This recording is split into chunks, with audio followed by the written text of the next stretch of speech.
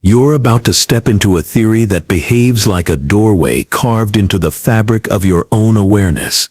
A theory that suggests you didn't arrive after the universe, but that the universe arrived after you. Not you as a person, not you as a body, but you as the quiet witnessing presence behind every thought you've ever claimed. This script explores the possibility that awareness is not a product of matter but its ancestor, its sculptor, its hidden author. And if that's true, then the universe isn't your home, it's your memory. There is a strange feeling that arrives when you pause long enough to notice the act of noticing, a subtle shimmer at the edge of consciousness, as if your awareness is older than whatever it observes, older than the sensation of the chair beneath you, older than the sound of your breath, older even than the thought you're having right now, about whether any of this could possibly make sense. This opening tremor is the first clue, not that you came before the universe in a physical way, but that awareness itself might be something time discovered only after it had already begun. Because here is the paradox. Time does not exist until something is there to measure it. The universe may have expanded, cooled, birthed matter, and danced itself into galaxies, but none of these motions become time until there is an observer capable of experiencing change. Without awareness, time is just a silent equation floating in a dark room. Without something that can witness transformation, before and after collapse into the same breathless moment. You, the witness behind yourself, may not be a person in the ancient sense. You may not be the story you're living, or the brain narrating that story. At the deepest level, awareness behaves like a dimension that doesn't need the universe to function. And because it doesn't need the universe, it can precede the universe without ever violating physics. This theory doesn't demand a rewriting of cosmology. It simply suggests the possibility that awareness is not contained inside the universe, but that the universe is contained inside awareness. Look at your own experience. Every image you've ever seen appears inside you. Every sound you've ever heard unfolds within your field of perception. Even the thought, "I am alive," rises and falls inside a space you did not construct. You inherit awareness the way a newborn inherits light, not by creating it, but by opening your eyes to what was already there. The more neuroscience advances, the stranger this becomes. The brain doesn't produce awareness in the way a factory produces an object. Instead, it behaves as if it's tuning into something that existed long before neurons fired. Some researchers describe consciousness as a field similar to magnetism. Others describe it as a fundamental property of the cosmos. And some go further, suggesting that awareness is not something the universe generated, but something the universe requires in order to exist in the first place. Imagine the universe before stars, before particles, before any shape or law, a vast nothingness, except perhaps not nothing. Perhaps there was awareness, a silent witnessing without an object to witness, a background luminosity, unoccupied but fully present, a stage waiting for actors who had not yet been born. In this view, time is the invention, not awareness. Matter is the process, not the source. The universe becomes a ripple inside a much larger ocean of presence, and you, your most silent self, may be a doorway back into that ocean. Because when you observe your own awareness, you are doing something extraordinary.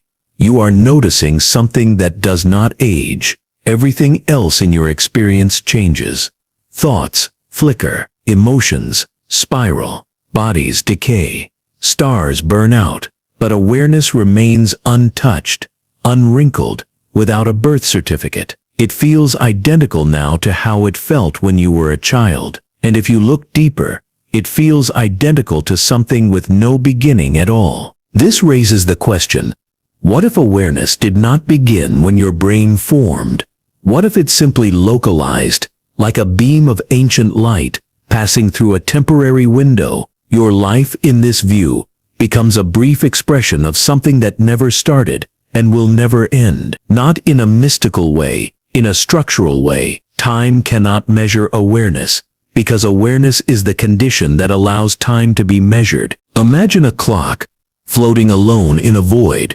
It ticks, perhaps, but unless there is awareness to witness the ticking is meaningless. The clock cannot know itself.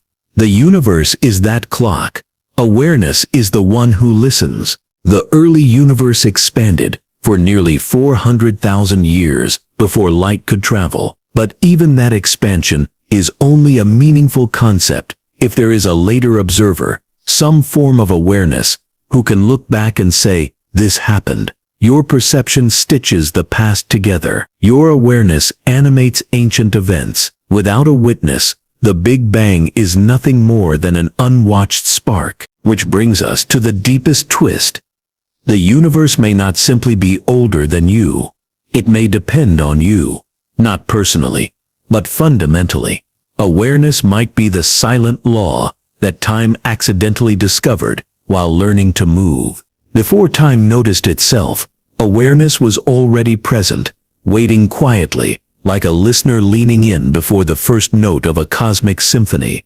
And the universe, in its vast orchestration, may simply be the music that arose to answer that listening. What you call your awareness may be the faint whisper of something far more ancient, something that does not belong to you, but something you belong to, a presence that was there before time ever remembered to begin.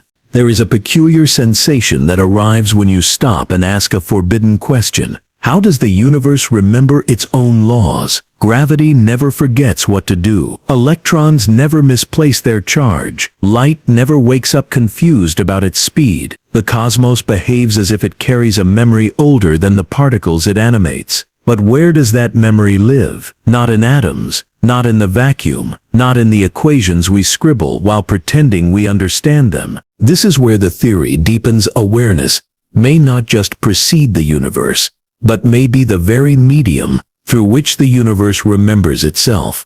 Because memory isn't simply the storing of information. Memory is the capacity to retain form across change. It is the ability to hold a pattern steady while everything around it trembles. And in that sense, the universe operates like a colossal memory system, long before matter even existed. Think about the earliest moments after the Big Bang. There were no atoms, no molecules, no structures capable of storing information. Yet the laws of physics were already unfailingly precise, already consistent, already acting as if they had been rehearsed. Before anything had shape, the universe behaved as if it remembered what it was supposed to become. This is why some physicists talk about pre-geometric information and law-like regularities that have no origin. These regularities are not stored inside matter.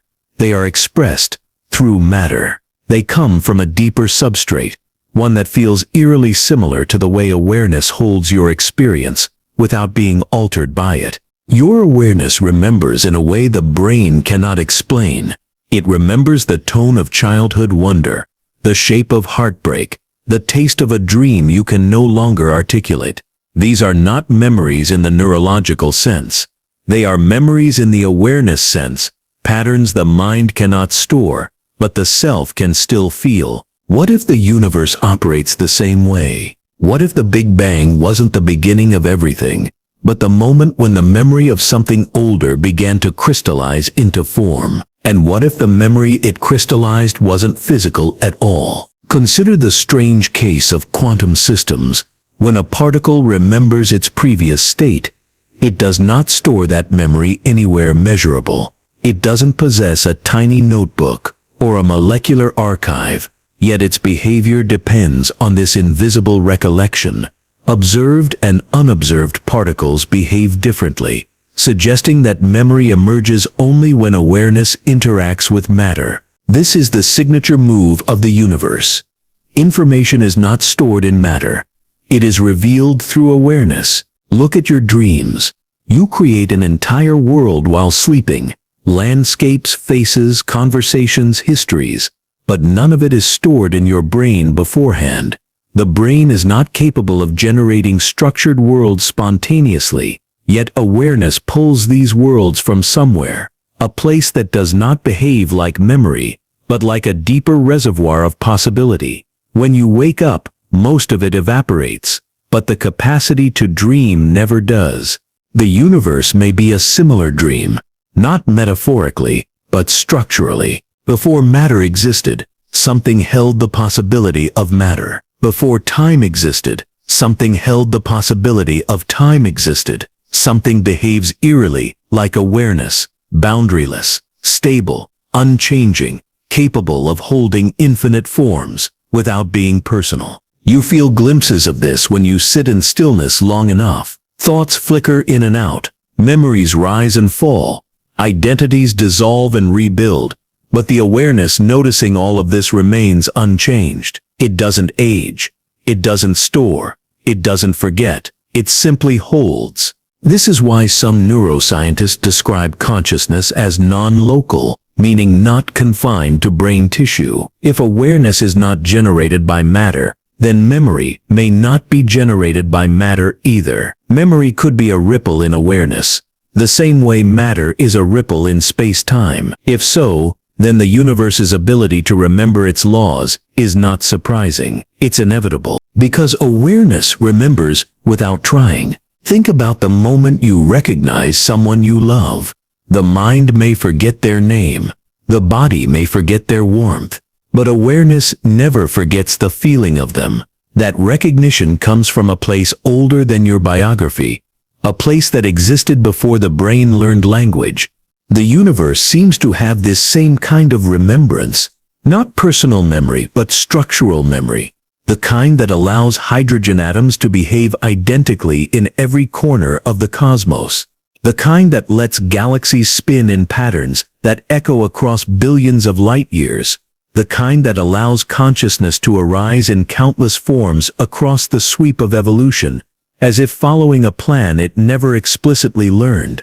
Matter behaves as if it remembers awareness, as if awareness whispered the rules before atoms ever cooled enough to listen. This raises an unsettling possibility.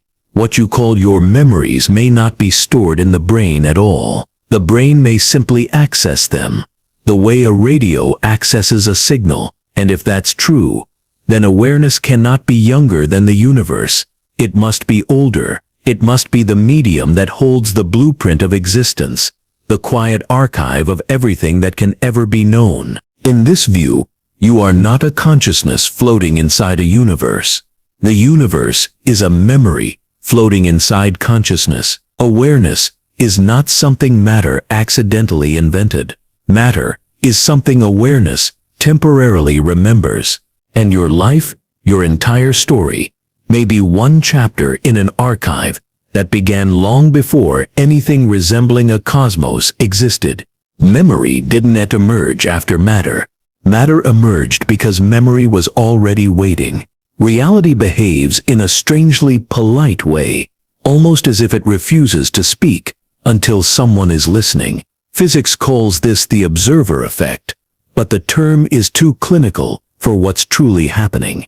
The universe doesn't just react to observation, it seems to wait for it, the way a story waits for a reader before revealing its plot. And once the witness arrives, reality unfolds itself with the quiet confidence of something that has been rehearsing this moment for eons. This is the first sign that awareness may not be a late arrival in the cosmic sequence. Instead, it may be the prerequisite an ancient presence reality depends on to activate its own existence. Look at the double-slit experiment.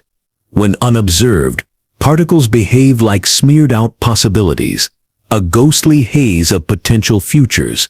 But the instant an observer pays attention, those possibilities snap into a single outcome. Reality chooses a shape only when awareness illuminates it. Without that illumination, the universe remains indecisive, suspended in a state that doesn't resemble anything we would recognize as real. This suggests something outrageous.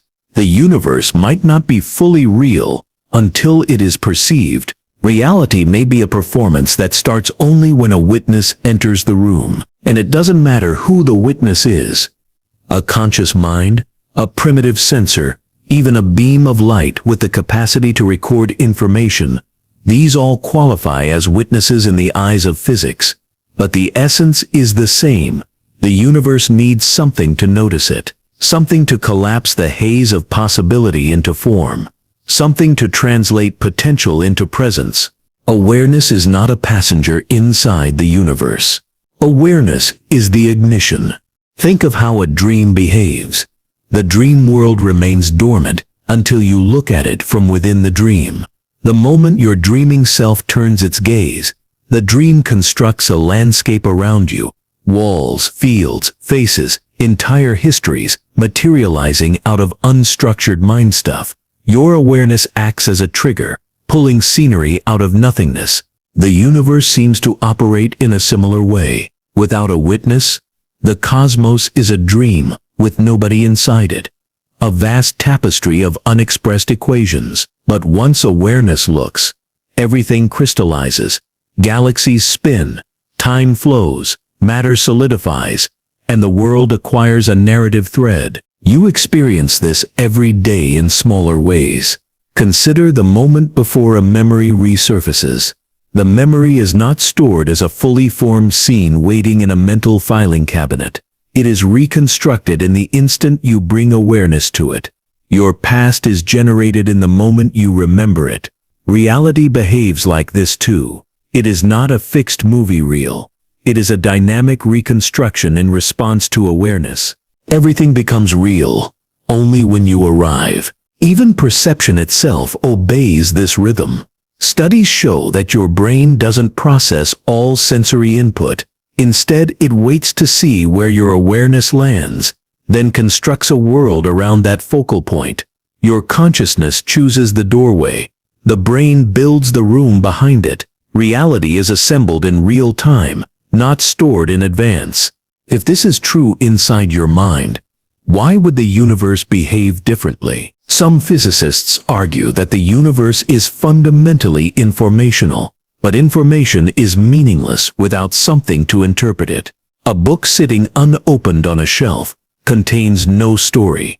A painting unseen contains no beauty. A melody unheard contains no music. The universe may similarly contain no reality until awareness translates it into experience. Reality may not be the stage. Awareness may be the audience that brings the stage to life. This becomes even stranger when you consider time. Experiments show that observing a particle now can change the particle's state in the past. Observation reaches backward, reshaping what already happened. The universe does not guard its history from awareness. Instead, it seems willing to revise its past the moment a witness enters the equation. Reality is pliable until awareness arrives. This implies something profound. The universe is not waiting for us specifically. It is waiting for awareness in any form.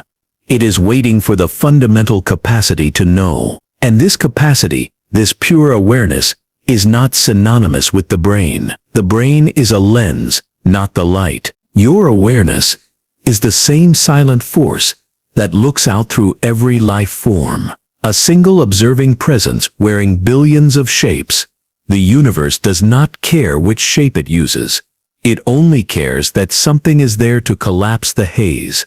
Because without awareness, existence cannot know itself. This is why some philosophers argue that the universe is self-reflective. It is not content to simply exist. It wants to be known. It wants to observe its own laws, its own beauty, its own unfolding complexity. Stars became atoms. Atoms became cells. Cells became nervous systems. Nervous systems became minds. Minds became awareness, wrapped in stories, capable of reflecting the cosmos back to itself. The universe evolved awareness, not as an accident, but as a requirement. And if awareness is necessary for reality to become real, then awareness cannot be younger than the universe. It must be woven into the universe's foundation. It must be older than matter, older than forces, older even than time. Awareness may be the quiet architect the universe has been waiting for since the first trembling moment of existence. Not to create reality, but to complete it, to finalize it, to bring it out of the haze of possibility and into the realm of the known. In this way, awareness does not merely witness reality. Awareness activates reality, and everything you've ever experienced, every sound, every color, every memory, every moment, has been the universe waking up through you, thanking you for noticing it. There is a moment in the history of the universe that no telescope can see, and no equation can fully capture. It's the moment when matter, cold, silent, mechanical, suddenly crossed an invisible threshold and began to feel, not metaphorically, literally. The universe stumbled into sensation, into the mysterious territory of experience, as if a spark of ancient awareness seeped into atoms and taught them how to care about anything at all. Before that moment, the cosmos was a storm of indifferent particles. Hydrogen didn't wonder why it existed. Gravity didn't mourn or rejoice. Stars did not feel pride as they collapsed into light. The early universe was precise, elegant, breathtaking, but emotionally vacant, a masterpiece without an audience, a symphony without ears. But then something changed, and matter began shaping itself into systems that could register touch, sound, warmth, hunger, ache, joy, terror. This wasn't a chemical trick. This was the emergence of experience itself. And experience is the one thing matter cannot invent on its own. Science can describe the mechanics of sensation, but can't explain its existence. Neurons fire, but that doesn't explain why pain hurts. Signals travel, but that doesn't explain why sadness feels heavy. No matter how detailed the map becomes, the territory of feeling remains unreachable by physics alone. This is the hard problem of consciousness, a polite name for the cosmic confession that we don't know how matter learned to feel. Unless matter didn't yet learn, unless feeling came first, unless awareness seeped into matter, the way a melody seeps into an instrument, teaching it how to resonate. Matter may not have invented experience. It may have become transparent enough for awareness to express itself. The universe didn't create consciousness. It evolved bodies capable of receiving it. You can sense this in your own life. There are moments when emotions feel too ancient to belong to your personal story. A melancholy that feels older than your childhood. A longing that doesn't fit the details of your biography. A strange ache, not of the body, but of the being. Where does this come from? Why does it feel older than your memories? Because awareness remembers what matter cannot. When matter began arranging itself into early nervous systems, something astonishing happened. Awareness, which had been waiting in the background, slipped into the structure and began translating existence into emotion. Feeling became the universe's first language, older than thoughts, older than words, older even than the brain. This is why newborns feel before they understand, why your deepest impulses arise before thought, why the body reacts before the mind interprets.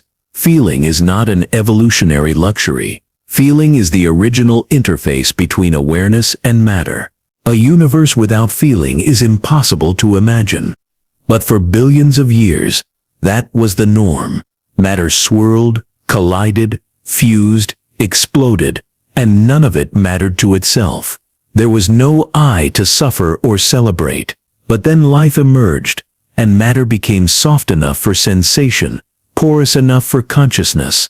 The moment matter began to feel was the moment awareness found a foothold in the physical world. It wasn't set an accident. It was a milestone. Even now, sensation behaves like a doorway into something deeper. Notice how feelings appear before thoughts. Notice how emotions rise without permission, as if coming from somewhere more ancient than language. Notice how awareness watches all of it without effort. Your feelings are not manufactured by neurons. Neurons amplify what awareness already knows. A simple example. Pain. Pain is not a physical thing. It is an experience. The body sends signals, yes, but the experience of pain doesn't exist until awareness interprets it. Without awareness, pain is just electricity. With awareness, pain becomes a story. Awareness doesn't need the body to feel. It uses the body as a lens. In this view, matter didn't learn to feel. Matter became the instrument through which feeling could play itself. Think of early organisms. For millions of years they existed in purely mechanical ways, reacting, not feeling. But as biology grew more complex, as sensory organs sharpened, as nervous systems expanded, something shifted. Awareness didn't suddenly appear out of nowhere. It began expressing itself in richer and richer ways. The body didn't produce experience, it invited experience. This explains why awareness feels older than your body. Your body is the temporary vessel. Awareness is the timeless occupant. Every life form that has ever felt anything, pain, hunger, fear, warmth, affection, was a doorway through which awareness entered the physical world. The universe wasn't satisfied with being observed only through physics. It wanted to be felt. It wanted to know itself, not just objectively, but intimately. Awareness wanted to taste the texture of matter from the inside. Feeling is the universe learning what it's like to exist. This is why emotions feel so fundamental, so primal, so unavoidable. They are not glitches in the brain. They are the very fabric of conscious experience. You are not a machine that accidentally feels. You are awareness exploring matter from within. And the more closely you look at feeling, the more you notice something astonishing.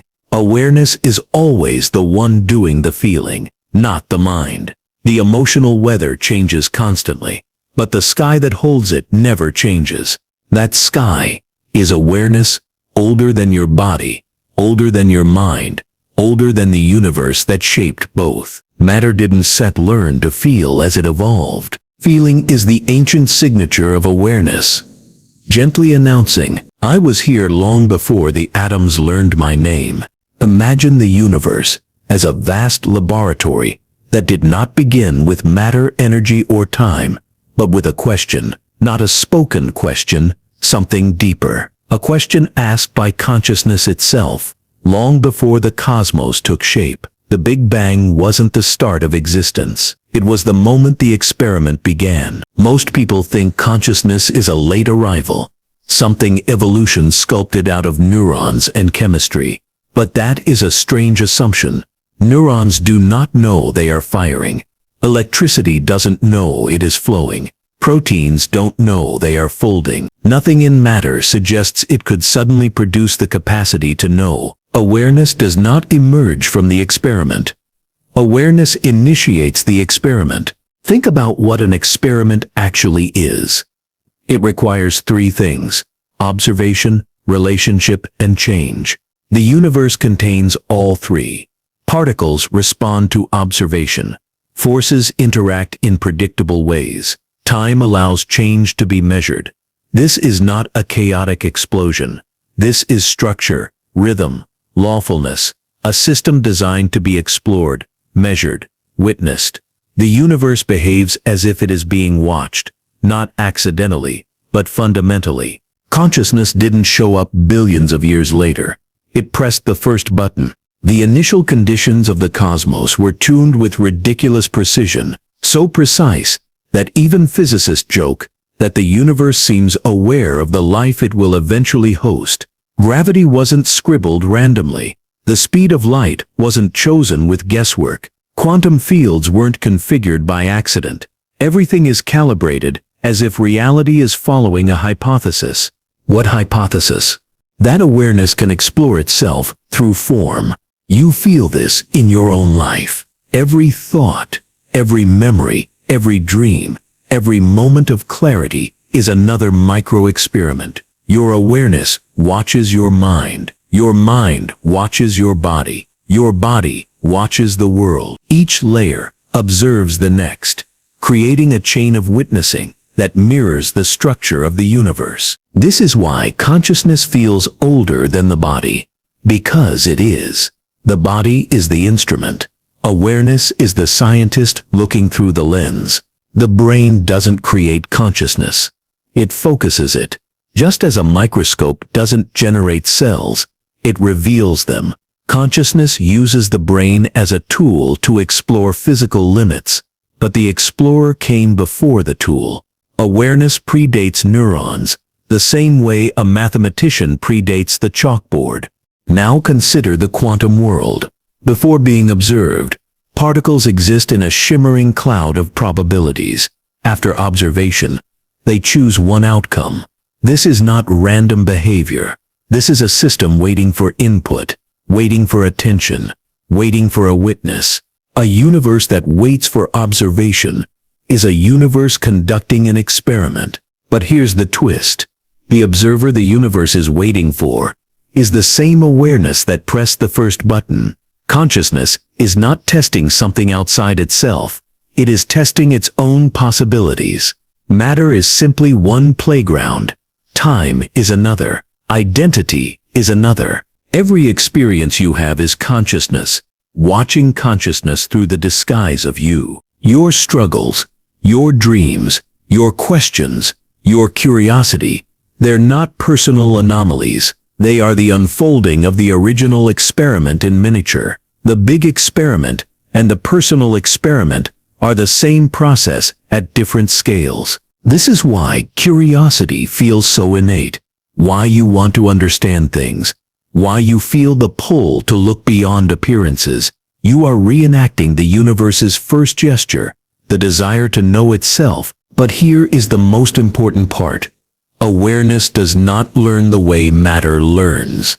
Matter learns through change. Awareness learns through recognition. It doesn't gather knowledge. It reveals what was already there. You don't learn you are conscious. You realize it. The universe behaves in exactly this way. It does not discover laws. It expresses them. It does not stumble into order. It reveals the order that was always implicit. Reality unfolds like a memory resurfacing. The experiment is not about discovering truth, but remembering it. This is why deep introspection feels strangely familiar, as if you're not generating insight but retrieving it. Awareness is remembering its own nature through the labyrinth of experience, using matter as a mirror to see itself from new angles. The universe is the hall of mirrors. You are one reflection, and the experiment isn't set at finished.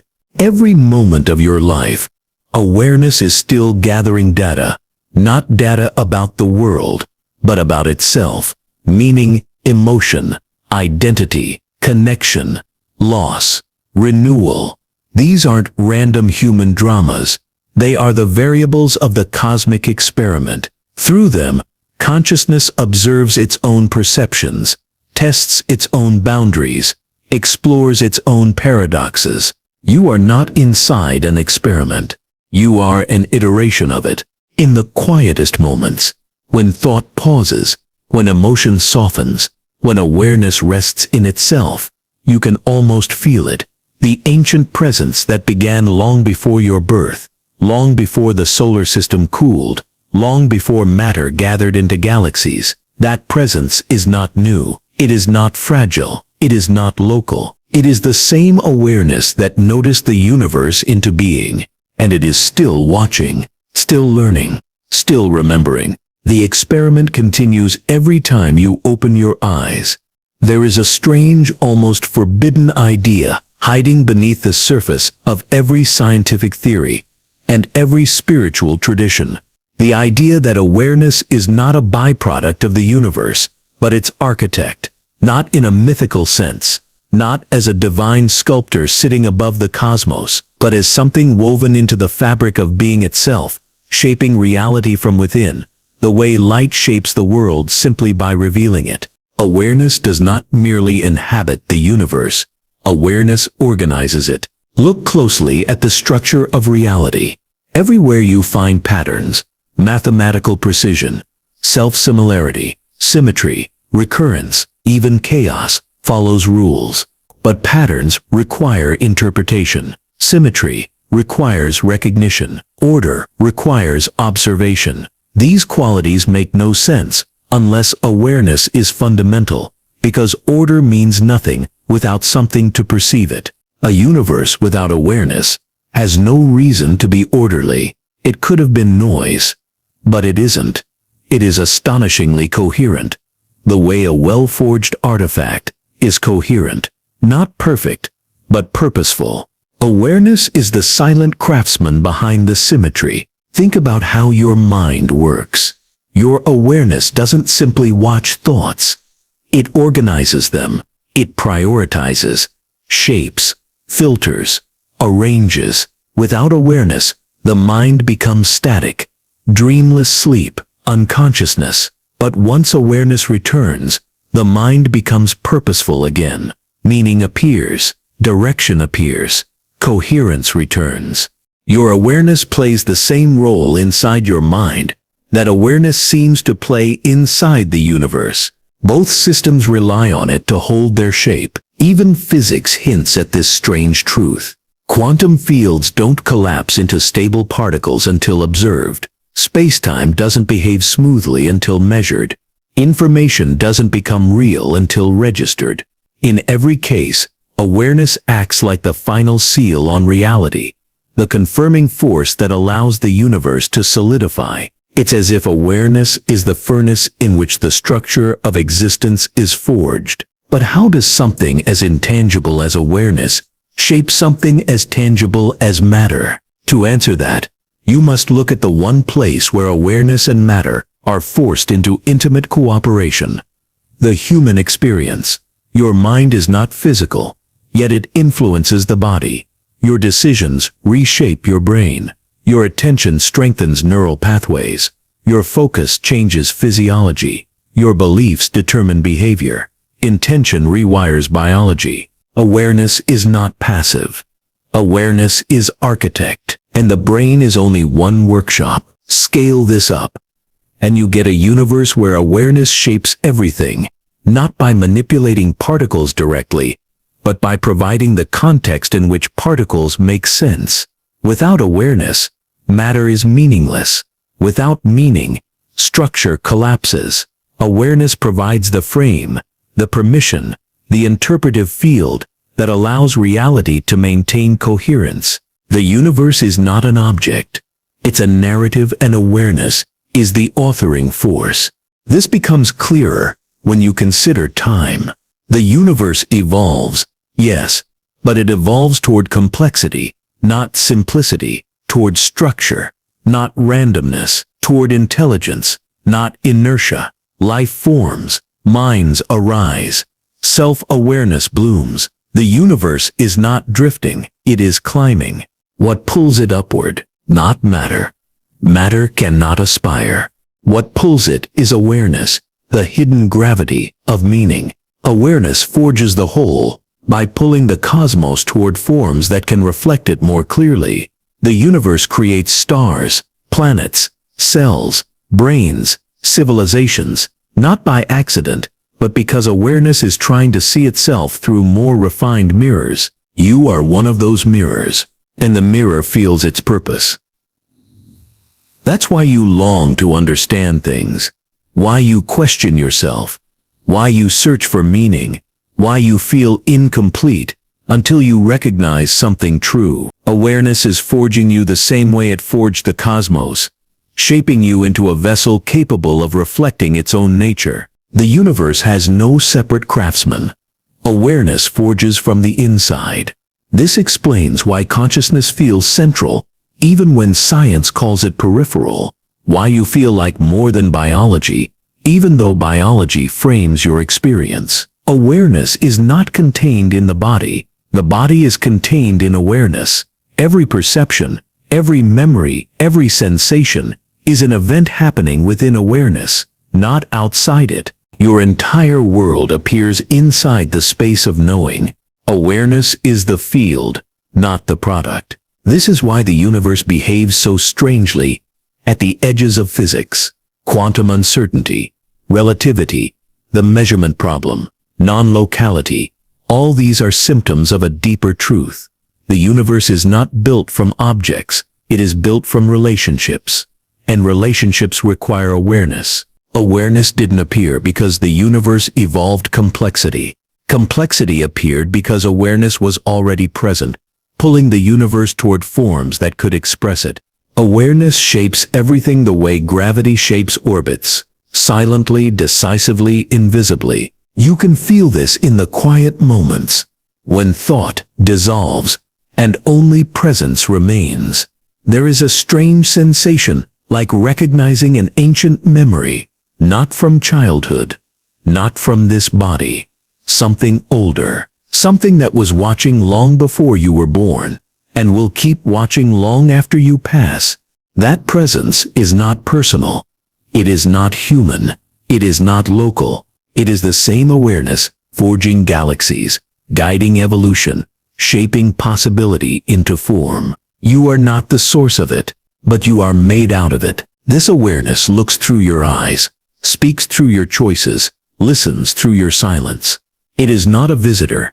It is the foundation, the original layer, the primal ingredient. Matter is temporary.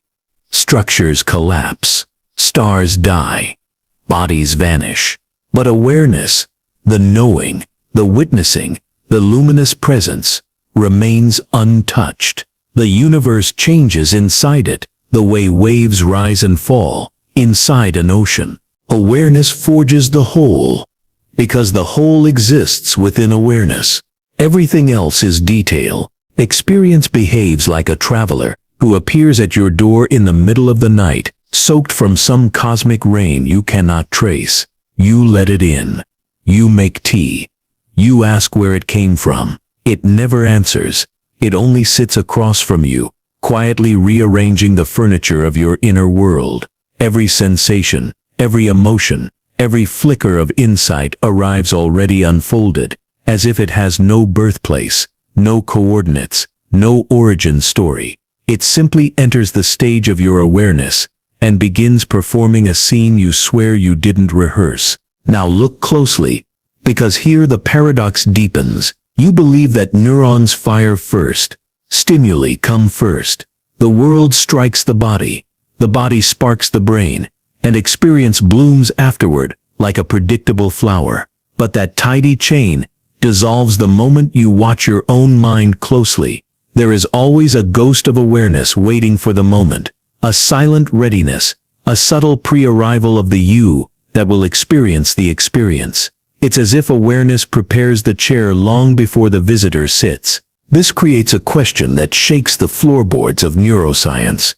If awareness is already present before the stimulus, then what exactly is the source of the experience itself? Is it the external world carving itself into your mind? Or is the mind projecting the very possibility of the moment onto the world, like a lighthouse casting shapes onto a fog that didn't intend to have one? Your entire life has been a relay race between events and your interpretations of them. But the baton keeps passing before the runner arrives. In experiments like Libet's readiness potential studies, the brain appears to decide before you consciously know you've decided. Yet there's something even more peculiar beneath that. Your awareness knows how to receive the decision even before the concept of choice crosses your inner horizon. Awareness is there first, holding space for an experience it has not yet met, like a host opening the door before the knock. This suggests something unsettling.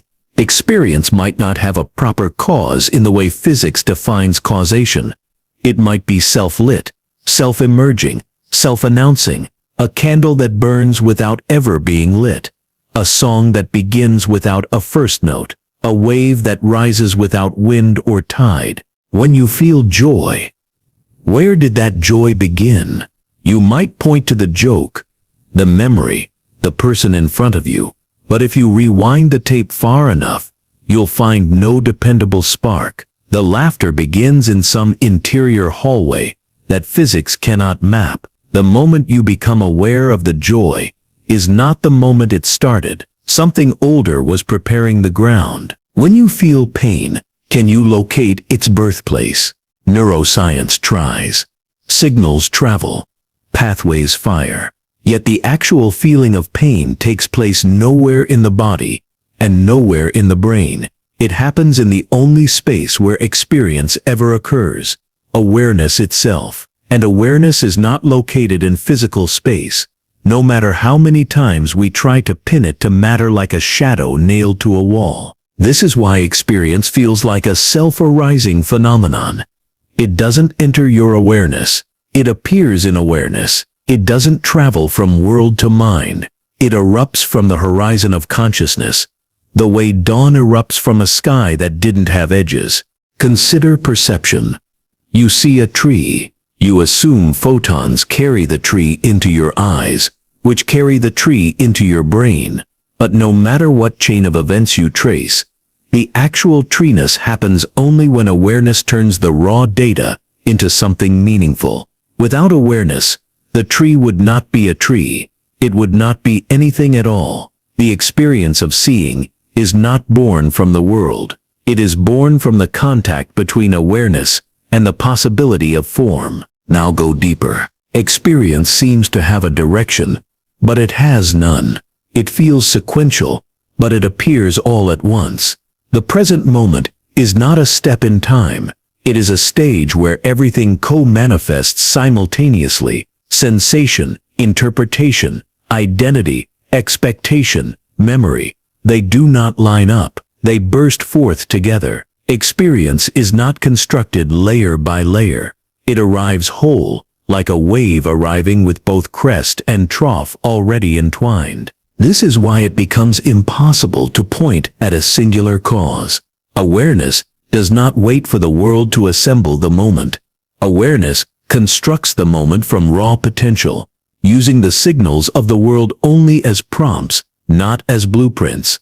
Experience is co-authored, not delivered, and sometimes awareness writes faster than the world can give. If you follow this trail far enough, you end up in a strange clearing. Perhaps experience does not have a source, because awareness itself is the only source. Everything you sense, everything you remember, everything you hope for, unfolds inside a field that existed before the event. Experience may be a painting appearing on a canvas that was always blank, always ready, always silently anticipating color. This leads to a question the universe seems hesitant to answer. Are you experiencing reality, or is reality experiencing through you? Because if awareness is the field in which every experience blossoms, then the world needs you as much as you need the world. Experience is the handshake between observer and observed, neither side producing it alone. And so the paradox crystallizes. Experience arrives without an origin, yet it shapes every origin story you tell. It has no birthplace, yet it becomes the birthplace of your identity, your memories, your sense of continuity. It emerges without a spark, yet it lights the entire architecture of your life. Experience has no source, because awareness is older than any event that could give it one. When you finally see this, the world stops feeling like something happening to you and starts feeling like something happening through you. Look closely, and the universe reads like a manuscript written in a language that only awareness can decipher. Every law, every constant, every motion seems less like a random arrangement of matter and more like a cosmos designed to be seen, to be experienced, to be observed. Not metaphorically, literally. The universe appears built for the emergence of observers, beings capable of reflecting its own structure, feeling its rhythms, and ultimately noticing themselves noticing it. This is not accident. It is precision that borders on inevitability, a design without a designer, a coherence without a visible hand. Consider the remarkable fine-tuning of physical constants. Gravity is not too weak, not too strong. Electromagnetic forces align in a narrow band that allows atoms to exist. The cosmological constant, the expansion of space itself, fits into a precise window that allows galaxies, stars, and planets to form. A hair's breadth one way, and life could not emerge. A slight tilt, and the cosmos would remain a cold, sterile expanse. Scientists call this fine-tuning, but the deeper question remains, why does it fit so perfectly with the possibility of life, with the possibility of awareness? The first clue comes from physics itself. Quantum mechanics suggests that particles behave differently when they are observed. In some interpretations, reality does not settle into a definite state until there is something conscious enough to notice it. A particle chooses a path, a spin, a state, because awareness exists to witness it. Without observers, it lingers in superposition indefinitely. The cosmos itself waits for attention. Observation is not a minor event. It is a structural requirement. This is echoed across the universe's timeline. Life does not appear by random chance alone. The conditions for stars, planets, water, and chemistry coalesce into habitats suitable for life in ways that seem almost conspiratorial, yet no conspiracy exists. Observers arise because the universe has been quietly preparing to be observed. The universe doesn't merely contain life. It gestures toward it, scaffolds it, enables it. Every atom, every photon, every gravitational wave conspires subtly to bring forth sentience. Look at evolution on Earth. Life forms are not passive occupants of the planet. They actively interpret, sense, and respond to their environments. Awareness manifests gradually in these systems, refining itself, sharpening perception, discovering itself. By the time a human arises, the cosmos has not only produced matter, but produced minds capable of comprehending its history. In that sense, observers are not just inhabitants. They are the intended endpoint, the intended witnesses of the universe's narrative. Consider the anthropic principle, often discussed in science. It states that we observe the universe the way it is, because only a universe capable of supporting observers could be observed. But what if this principle points to something deeper, not a tautology, not a coincidence, but the reflection of an ancient structure, awareness embedded in the cosmos from the start? The universe cannot help but become a stage, because there is already a witness capable of attending it. Your own existence is a microcosm of this principle.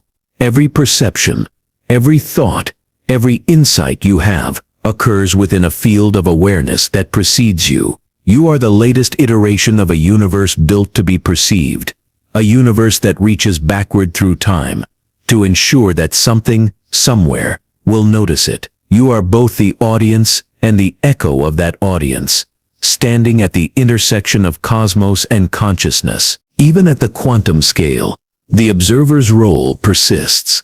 Experiments show that particles retroactively alter their behavior, depending on whether they will be observed in the future. The universe behaves as though it knows when it will be noticed and is willing to adapt its behavior accordingly. Observation does not just passively record reality, it participates in forming it. The cosmos is participatory by design. It anticipates its witnesses, fine-tuning outcomes to ensure that awareness can exist to comprehend them. But here is the twist. The universe built for observers is not built for any individual observer. It does not require you specifically. It only requires awareness in some form, somewhere. The same principles that guide your perception of a tree, a star, or a distant galaxy are embedded in the behavior of matter across cosmic scales. Awareness is not local. It is global. And the universe, the stars, the galaxies, the very flow of time, unfolds as a response to the presence of that awareness, wherever it may appear. This notion reframes the entire cosmological story: the Big Bang, the formation of elements, the coalescence of planets, the evolution of life.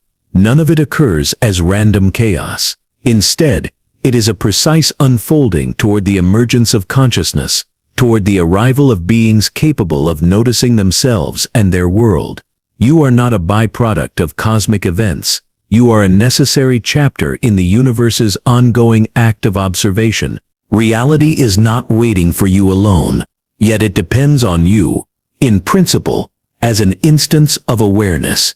It does not need your approval or understanding.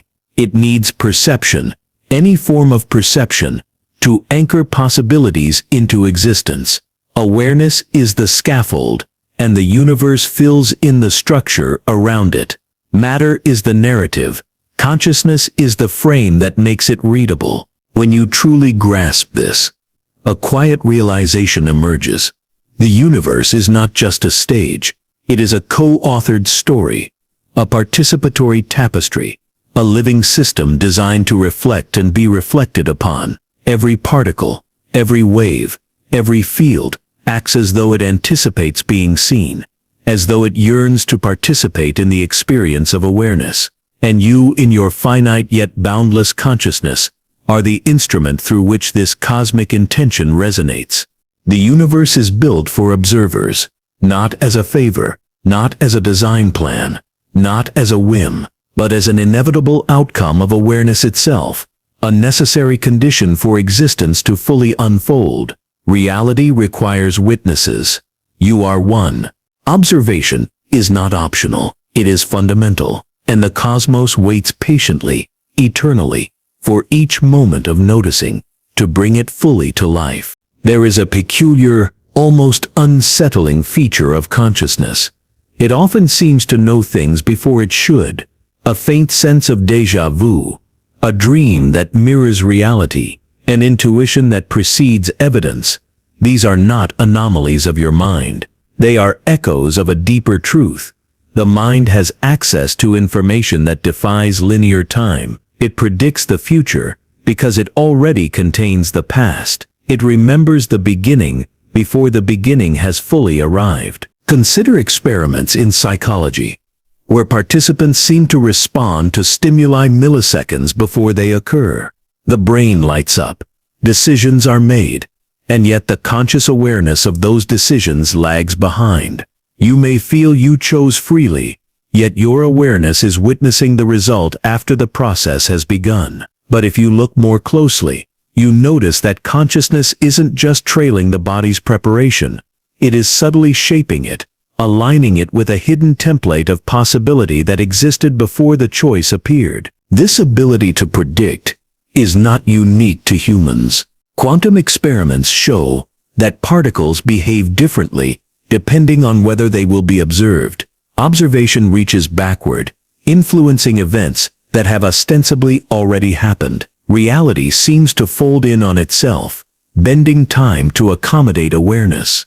The cosmos is not passive, it is anticipatory. Your mind is a microcosm of this principle, a personal replay of the universe's own foresight. In meditation or deep introspection, you can notice this phenomenon clearly. Thoughts arrive before you recognize them. Emotions swell before circumstances trigger them. You experience insights that feel preordained, not learned. These are not tricks of memory. They are glimpses of a cognitive process that exists outside the standard temporal framework, where the mind accesses patterns, probabilities, and structures that precede their physical manifestation. The mind predicting the beginning is not merely an individual trick.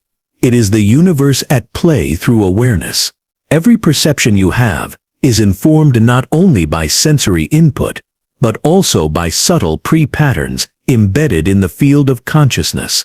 Before the stars formed, before galaxies swirled, before the first neuron fired, the possibility of your noticing was already encoded in the unfolding structure of reality.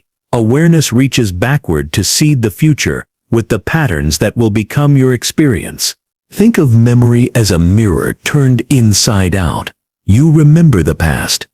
Yes, but that mirror is also reflecting the unfolding of potential. Awareness doesn't just recall, it arranges, anticipates, and orchestrates. The mind's predictive capabilities suggest that consciousness is older than the mechanisms it inhabits. It is a force threading through time, knitting together what was, what is, and what will be. Your intuitive flashes, sudden inspirations, and premonitions are the mind's way of brushing against the eternal. They are moments when consciousness dips into the deep substrate that precedes linear time, pulling patterns forward into the present. In that sense, intuition is not irrational. It is ancient awareness, whispering the blueprint before matter and chronology have finalized it. Even in science, there are hints of this principle.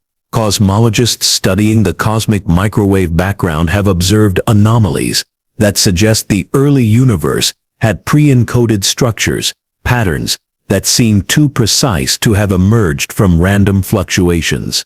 It is as if the universe anticipated its own evolution, embedding templates for galaxies, stars, and planets before the physical mechanisms existed to produce them. Your mind does the same, on a personal scale, predicting outcomes, preparing responses, shaping perceptions before external events force the body to react. This phenomenon also reframes the experience of free will. If consciousness can predict and anticipate, then choice is not simply reactive, it is co-creative. Awareness aligns the material unfolding with potentialities that already exist at a deeper level. You are both observer and participant, witness and orchestrator, simultaneously threading backward and forward through time. And so the mind predicting the beginning is not just a cognitive quirk, it is a reflection of the universe's own self-reflective nature. Reality does not merely move forward, it reverberates across time, informed by awareness, structured by observation, and guided by an intelligence that predates form. Consciousness is both the seed and the garden, the question and the answer, the beginning and the ongoing trace of the beginning itself. When you feel your intuition guiding you toward a decision, when a memory seems older than your life, when a dream foretells a waking event, recognize this as the mind brushing against the infinite. You are glimpsing a process that precedes the Big Bang, a continuity of awareness threading through the totality of existence.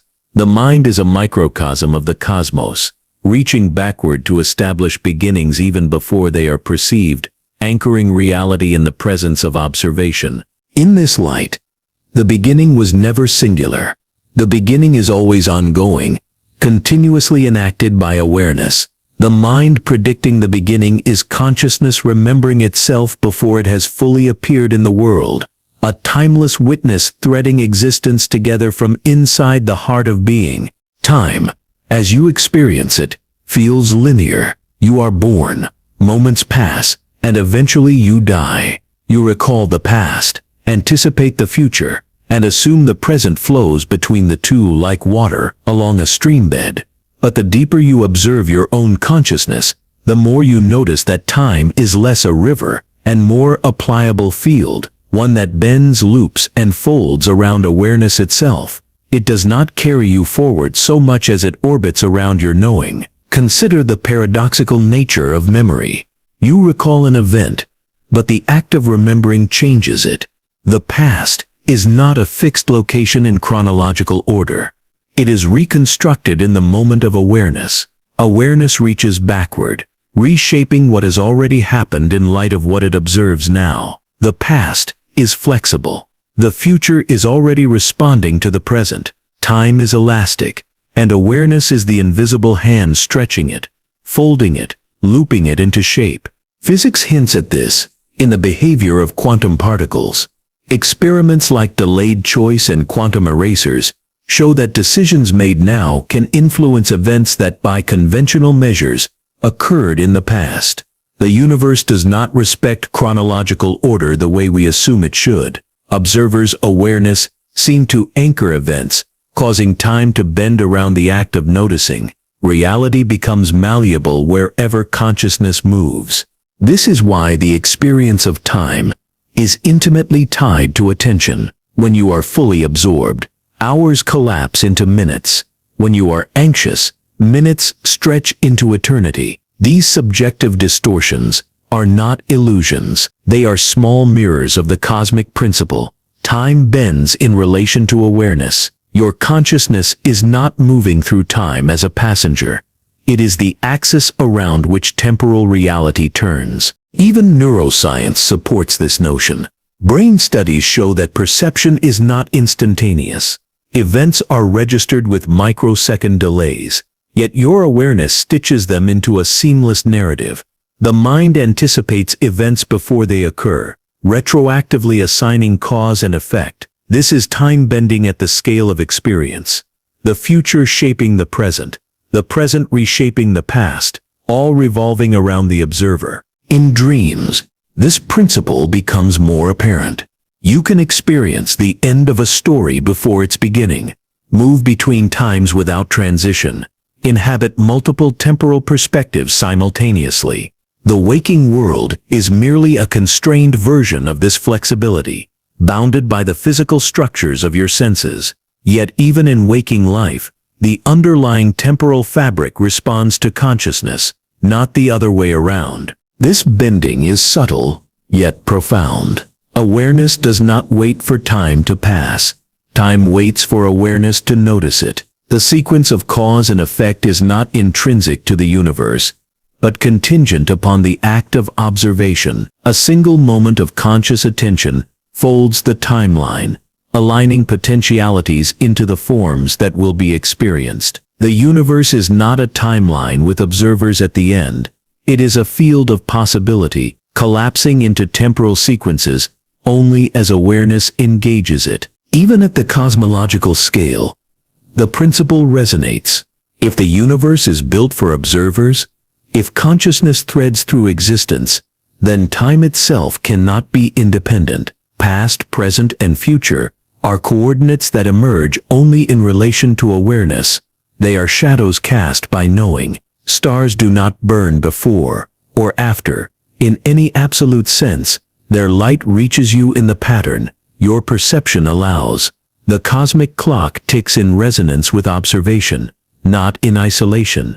This is why meditation or deep reflection can feel like stepping outside linear time. Awareness no longer rides the river.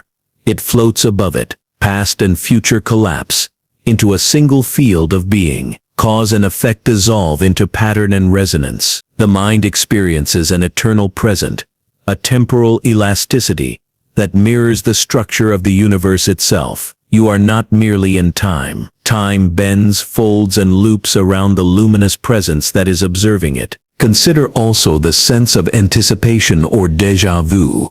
You sense what is coming before it occurs, or what has occurred before it is recalled. These are not accidents.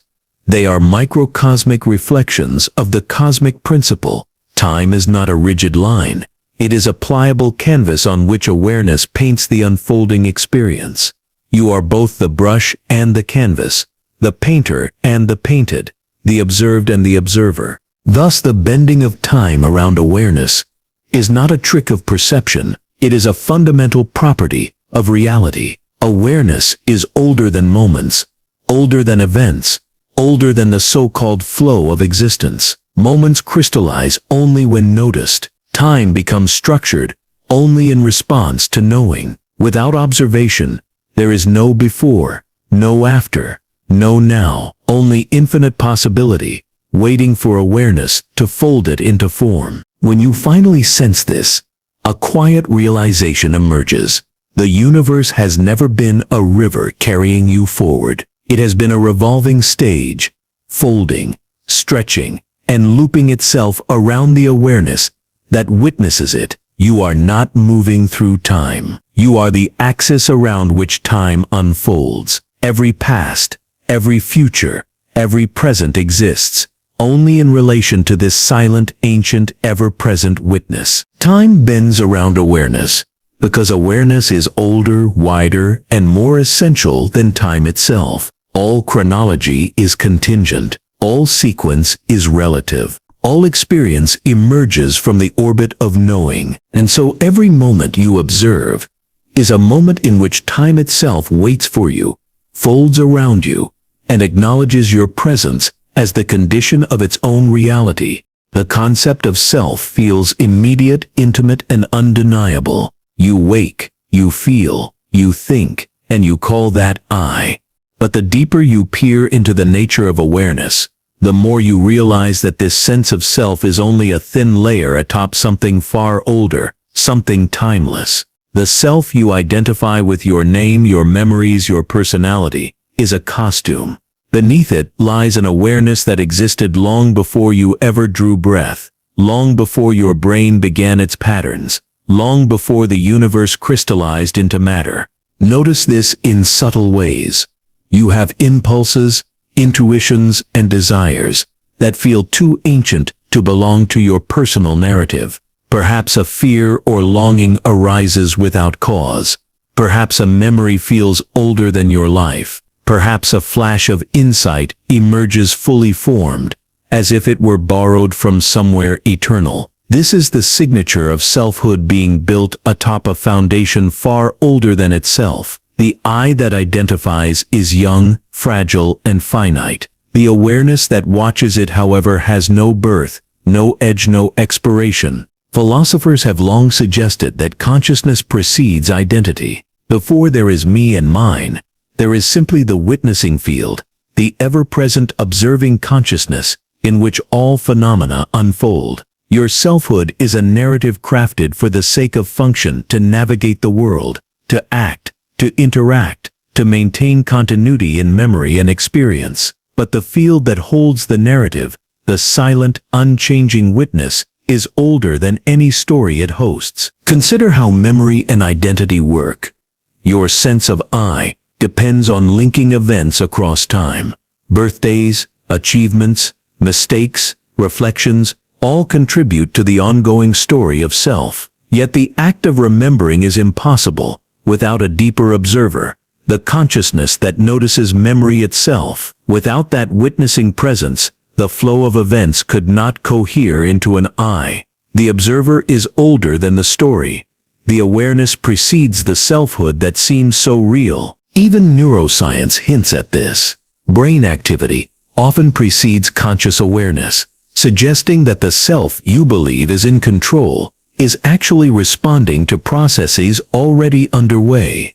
The self is reactive, adaptive, contingent. It is a layer upon the deeper presence that simply observes, without effort, without judgment, without temporal constraints. In that sense, the self is an echo, an expression, a temporary sculpture, carved from the bedrock of eternal awareness. This realization reframes your understanding of identity. The you that frets, that plans, that fears, that dreams, is not the totality of consciousness. It is a localized interface, a temporary embodiment, a lens through which the timeless witness explores finite reality. Your emotions, your desires, your thoughts, they are all happening inside awareness, but they are not the origin of awareness. Awareness existed before them, and will exist beyond them. The paradox deepens when you realize that awareness is not just older than selfhood. It is the foundation upon which selfhood is possible. Without the observer, there is no I to experience the world. The self is a transient effect of a timeless cause. Awareness is the constant. Selfhood is the fluctuation. Your personal narrative is the ripple. Awareness is the deep water in which the ripple occurs. This is why moments of selflessness, flow, or deep meditation feel expansive. When the boundaries of self loosen, you can sense the underlying field, the pre-existent awareness that holds the narrative in place. In these moments, the illusion of control dissolves, and the recognition arises. The self is young, but awareness is ancient. The self is temporal, but awareness is eternal. The self is local, but awareness is universal. Even in ordinary life, subtle hints appear. When you are shocked, delighted, or suddenly aware of a thought before it emerges, you touch the older self. When intuition guides you, when dreams echo truths you do not yet understand, when memory feels like inheritance rather than personal acquisition, you sense that selfhood is only a thin layer atop a far older presence. The implication is profound. Your identity, as personal and unique as it seems, is only a temporary vessel for awareness. Awareness itself has no boundary, no timeline, no beginning, and no end. Your self is a phenomenon emerging within it, like a wave rising from the infinite ocean. You are the crest of awareness, but awareness is older than the crest. To live with this understanding is to experience a subtle liberation. Fear, attachment, egoic pride, and self-doubt all lose their absolute weight when you recognize that they exist only within a temporary structure. You are not confined to the self. You are the awareness in which the self appears. That awareness existed long before any label, any memory, any personal identity. That awareness will remain long after every personal narrative dissolves. And so, when you look in the mirror, when you ask, "Who am I?" underneath the reflection, under the stories, under the personality, there is something older, something enduring. The self you see is a child of awareness, a temporary expression, a localized lens. Awareness itself is older than selfhood, and it is the silent witness that will continue long after the self has faded. The self is a story. Awareness is the storyteller. Time, as commonly experienced, feels like a line, past stretching behind you, future stretching ahead, and a thin thread of present threading between them. But awareness shows a different reality. The present moment is not a fleeting point caught between what was and what will be. It is infinite, unbounded, and eternal. All experience converges into it. All awareness exists within it, and all reality unfolds through it. The past is remembered in the present. The future is anticipated in the present. There is no elsewhere for experience. There is only the now, endlessly expanding. Consider how consciousness perceives events. Every memory is recalled in the present. Every expectation arises in the present. Every sensation is registered in the present. Even when you believe you are thinking about the past or imagining the future, all cognition is anchored to now. The brain may be simulating time, but awareness inhabits the present continuously. Time becomes a map, but the territory, the lived experience, is always here, always immediate, always infinite. The infinite present moment is paradoxical. It feels temporal, yet it is eternal. It feels fleeting, yet it contains everything. Moments collapse into one another, layers upon layers, creating a continuum that cannot be measured by clocks or calendars.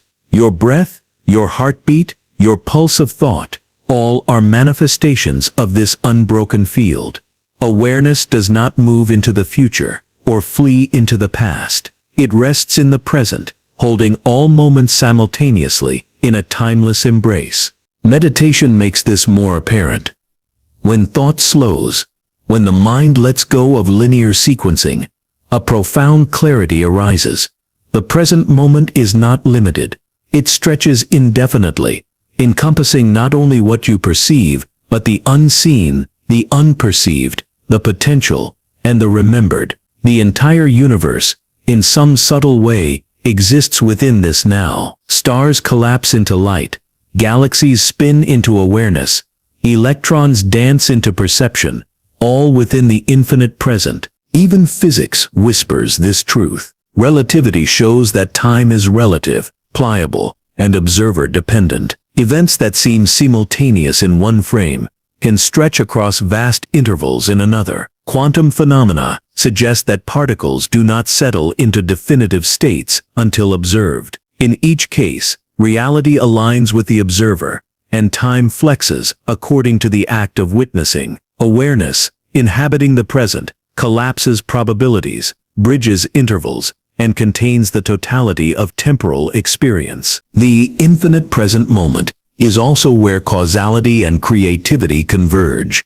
Every action you take, every thought you have, is situated in this eternal now. The past informs it, the future emerges from it, but neither constrains it. The present is a field of potential, a space where experience, memory, and anticipation coexist. Awareness does not navigate time, it illuminates it, making every moment both complete and pregnant with possibility. This is why profound insights often feel timeless. When you have an intuition, a sudden understanding, or a moment of clarity, it is not confined to your chronological narrative. It emerges from the infinite present, where past, future, and present coexist. Awareness touches the eternal now, and the insight seems older than yourself, larger than circumstance, and complete in itself. Even emotions unfold in this field. Joy, sorrow, love, fear, all arise and vanish, yet they exist fully in the present. Regret or anticipation is experienced now. Memories are reconstructed now. Every heartbeat, every glance, every breath is an anchor in the eternal present, the only location where consciousness and reality truly meet. The infinite present moment also reframes identity. Yourself is not a thread of time linking past and future. It is an awareness inhabiting the now, perceiving, acting, and being. Personality, memory, and ego operate within this field, but they are projections, temporary ripples in the unbroken flow of presence. You are not moving through the present. You are the present itself, endlessly expanding, endlessly containing, endlessly aware. Awareness allows you to touch the infinite through simplicity. Even a single breath, a single sensation, a single thought, observed without judgment, reveals the depth and width of the present. Time does not restrict you. It is your lens, bending to the observer. The present moment is the ultimate canvas for consciousness, infinite yet intimate, timeless yet immediate, quiet yet vibrating with the totality of existence.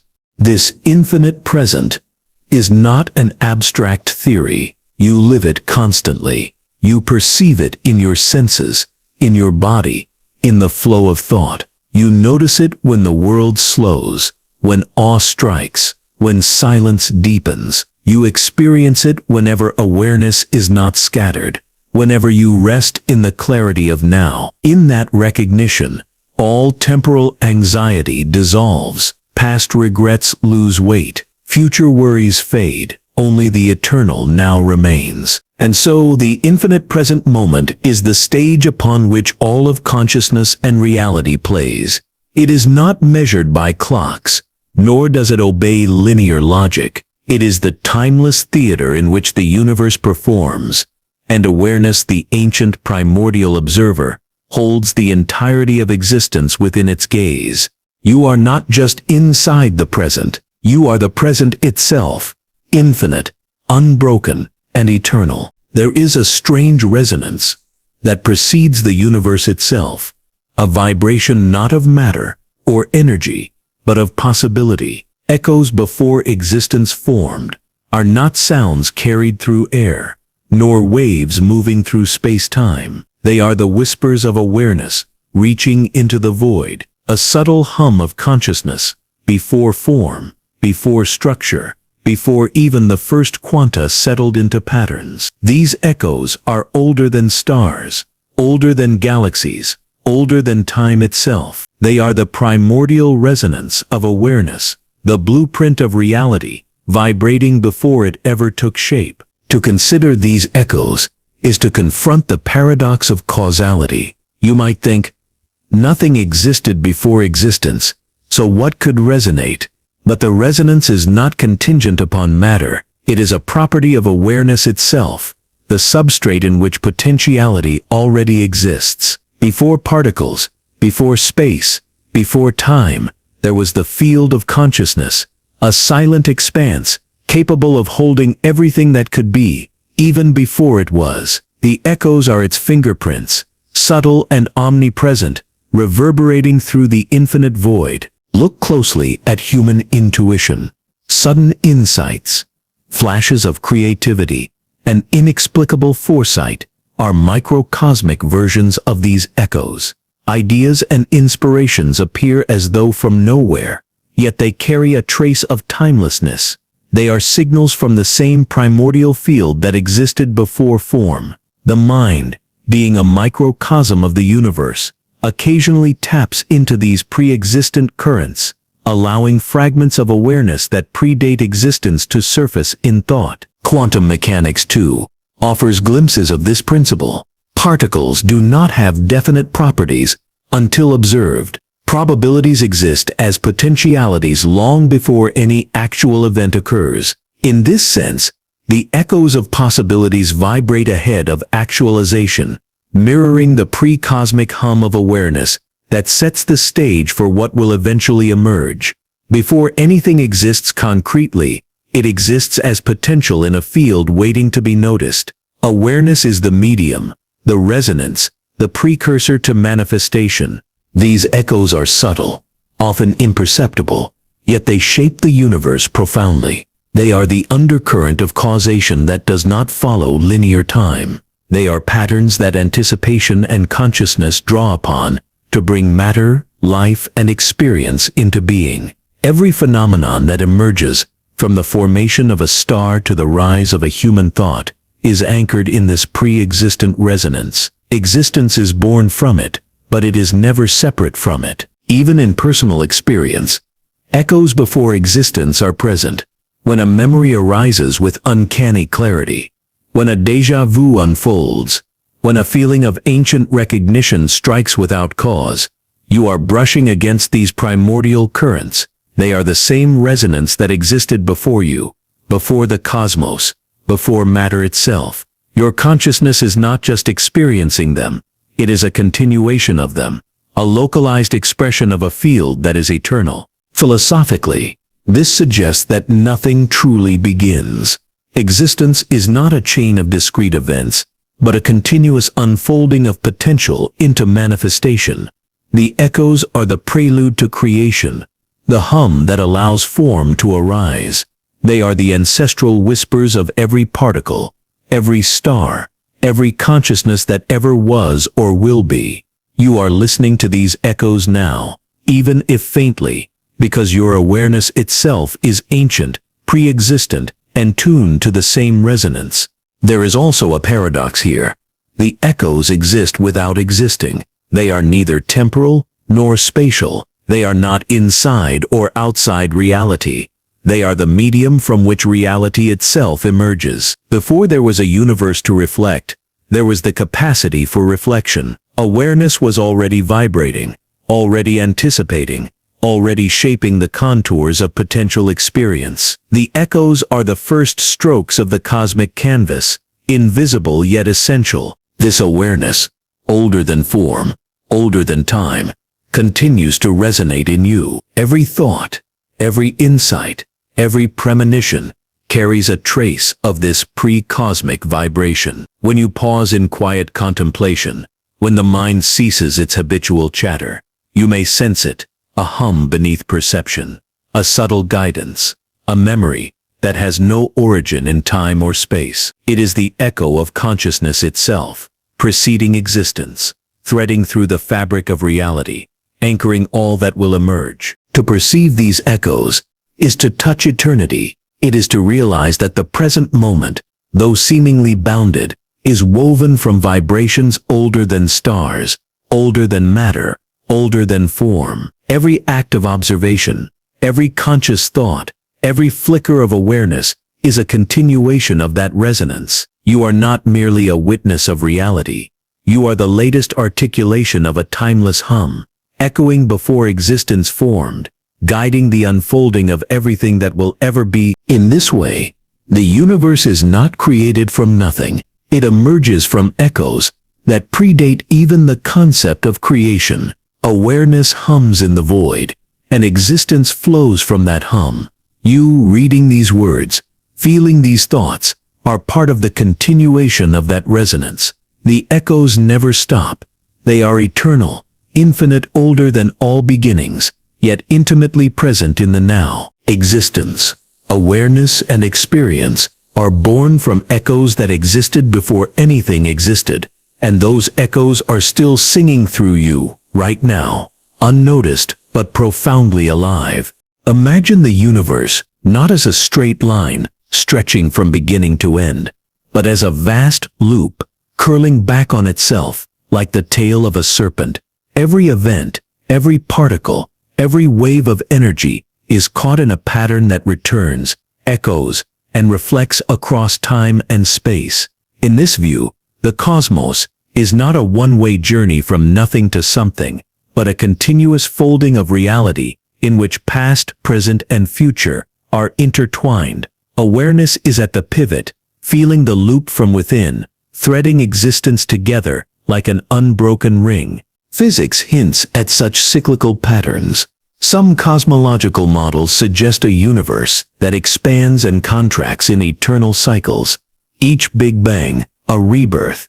Each collapse, a prelude to renewal. Time is not absolute. Events are not linear. The cosmos loops back, endlessly repeating motifs, rearranging probabilities, and bringing moments full circle. What seems like an ending is already the seed of a beginning. Observation, then, becomes the fulcrum on which these loops hinge. Awareness does not merely exist inside the loop, it guides its curvature on a more intimate scale. Human experience mirrors this cosmic pattern. Thoughts return, memories resurface, behaviors repeat, and feelings recur, often unnoticed.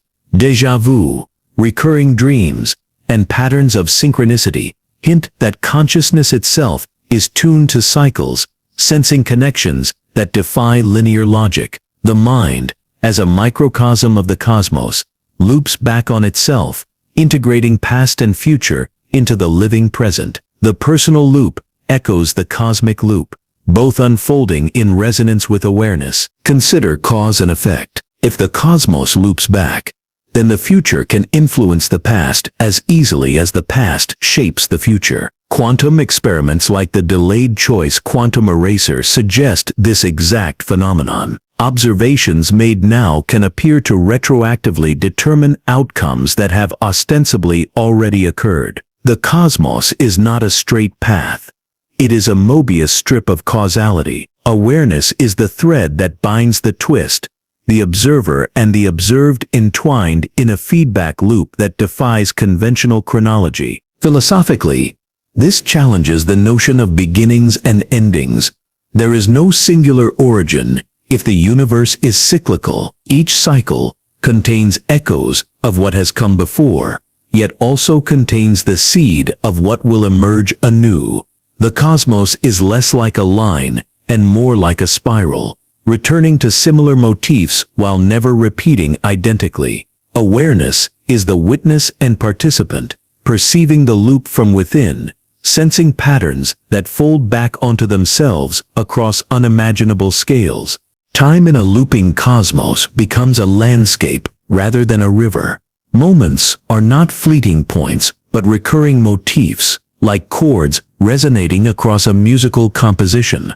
Consciousness moves through this landscape, aware of the cyclical nature of events, occasionally sensing patterns that recur across days, lifetimes, or even cosmic epochs. The loops are subtle, yet they structure reality, guiding potentialities toward realization. You experience the loop through memory, intuition, and the subtle alignment of perception. This looping principle also reframes destiny and free will. In a linear universe, cause and effect dominate, and events feel fixed. In a looping cosmos, however, causality is flexible. Awareness has influence, because the loops are not rigid. They respond to observation. Consciousness participates in the feedback, nudging the trajectory, interpreting patterns, and integrating repetition into new configurations. You are simultaneously a product of the loop and a participant in its unfolding, co-authoring each cycle, even as it folds back upon itself. From the perspective of experience, the loop is not always evident. You notice fragments, the sense that history repeats, that life patterns recur, that certain relationships and challenges seem predestined yet familiar. These are microcosmic glimpses of the cosmic feedback. Awareness perceives the recurrence, recognizes the motif, and adapts within the loop. In doing so, consciousness itself evolves, learning from cycles while remaining anchored in the infinite present moment. The cosmic loop also carries a profound aesthetic dimension. Just as music relies on repetition and variation, so too does reality unfold through returning patterns. Stars form, collapse, and give birth again. Civilizations rise, fall, and echo lessons for the future. Consciousness emerges, reflects, and re-engages with the fabric of existence. Every repetition carries subtle novelty. Every return contains variation. Awareness is the lens through which these variations are registered. giving the illusion of linear progression even as the loop continues endlessly. Ultimately, when the cosmos loops back, awareness occupies a central role. You are not merely a passenger, you are a node in a recurring pattern, a point of resonance, a witness that completes the loop by perceiving it. The universe in this sense requires observation not just to exist, but to fold correctly, to maintain coherence, to allow patterns to emerge with clarity. Observation anchors cycles, giving form to recurrence, and ensuring the continuity of cosmic loops. Every moment you sense repetition, every memory that echoes, every insight that feels timeless, is a reminder of this principle. The loop is always present, unseen yet active, eternal yet intimate, shaping events and perception alike. Awareness does not merely occupy the loop, it bends it, completes it, and allows its patterns to be experienced. When you understand this, the universe ceases to feel like a linear story and begins to feel like an intricate spiral of interconnected moments. You exist not outside the loop, but within it, participating, perceiving, and co-creating its eternal curvature. Time, events, and experience fold back upon themselves, and awareness is the thread that binds it all. The cosmos loops back, because consciousness, eternal and ancient, watches, participates, and bends reality with the gravity of presence itself. There is a curious sensation when thought emerges spontaneously, when ideas appear fully formed, and when insights seem not to belong to you. This is the universe thinking through you. Your mind is not an isolated instrument generating independent cognition.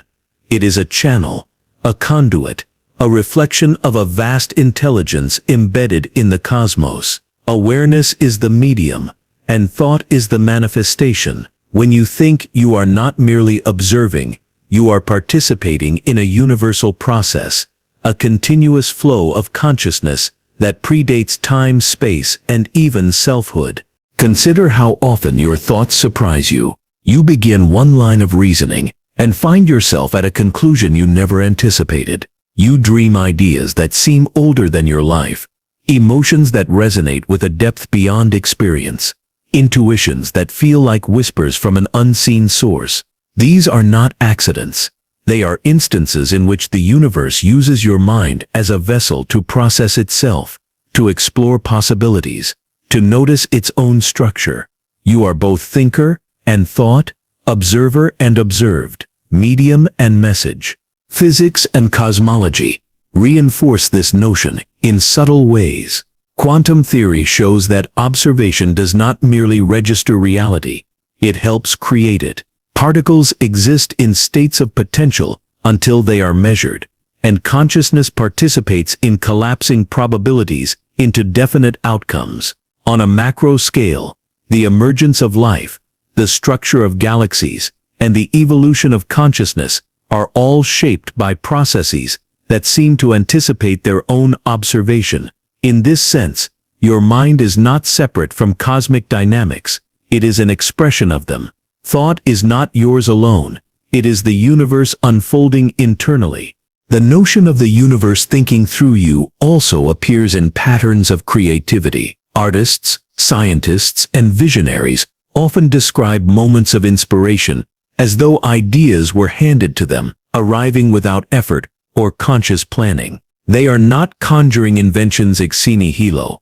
They are channels through which universal intelligence flows. Every insight, every original thought, every sudden clarity is a glimpse of the cosmos perceiving, reflecting, and exploring itself through human consciousness. Even mundane cognition participates in this process. When you problem solve, anticipate outcomes, or reflect on experience, your mind taps into patterns that exist in the broader structure of reality. Thoughts are drawn from a matrix of awareness, older and larger than the self, a pre-existing field in which all possibilities resonate. You may feel ownership of these thoughts, yet the truth is subtler. You are a vessel through which the universe experiments, contemplates, and notices its own existence. Neuroscience shows that the brain is both receptive and generative. It filters inputs, integrates patterns, and generates outputs. Yet the emergent property of consciousness cannot be fully localized. Thoughts, ideas, and awareness appear as if from beyond the neurochemical process itself. There is a gap between neural activity and subjective experience, a gap in which the universe can think, in which the cosmos can fold complexity into cognition. You are the interface where universal reflection becomes experiential reality. This process is recursive. The universe, in thinking through you, observes itself. Your thoughts are not isolated. They are part of a web of awareness connecting stars, atoms, planets, and minds. When you contemplate, invent, imagine, or understand, you are contributing to the universe's ongoing self-reflection. Consciousness is both the instrument and the observer, the channel and the channeled, the question and the answer. Your mind is a microcosm of cosmic thinking. This realization reframes identity and responsibility.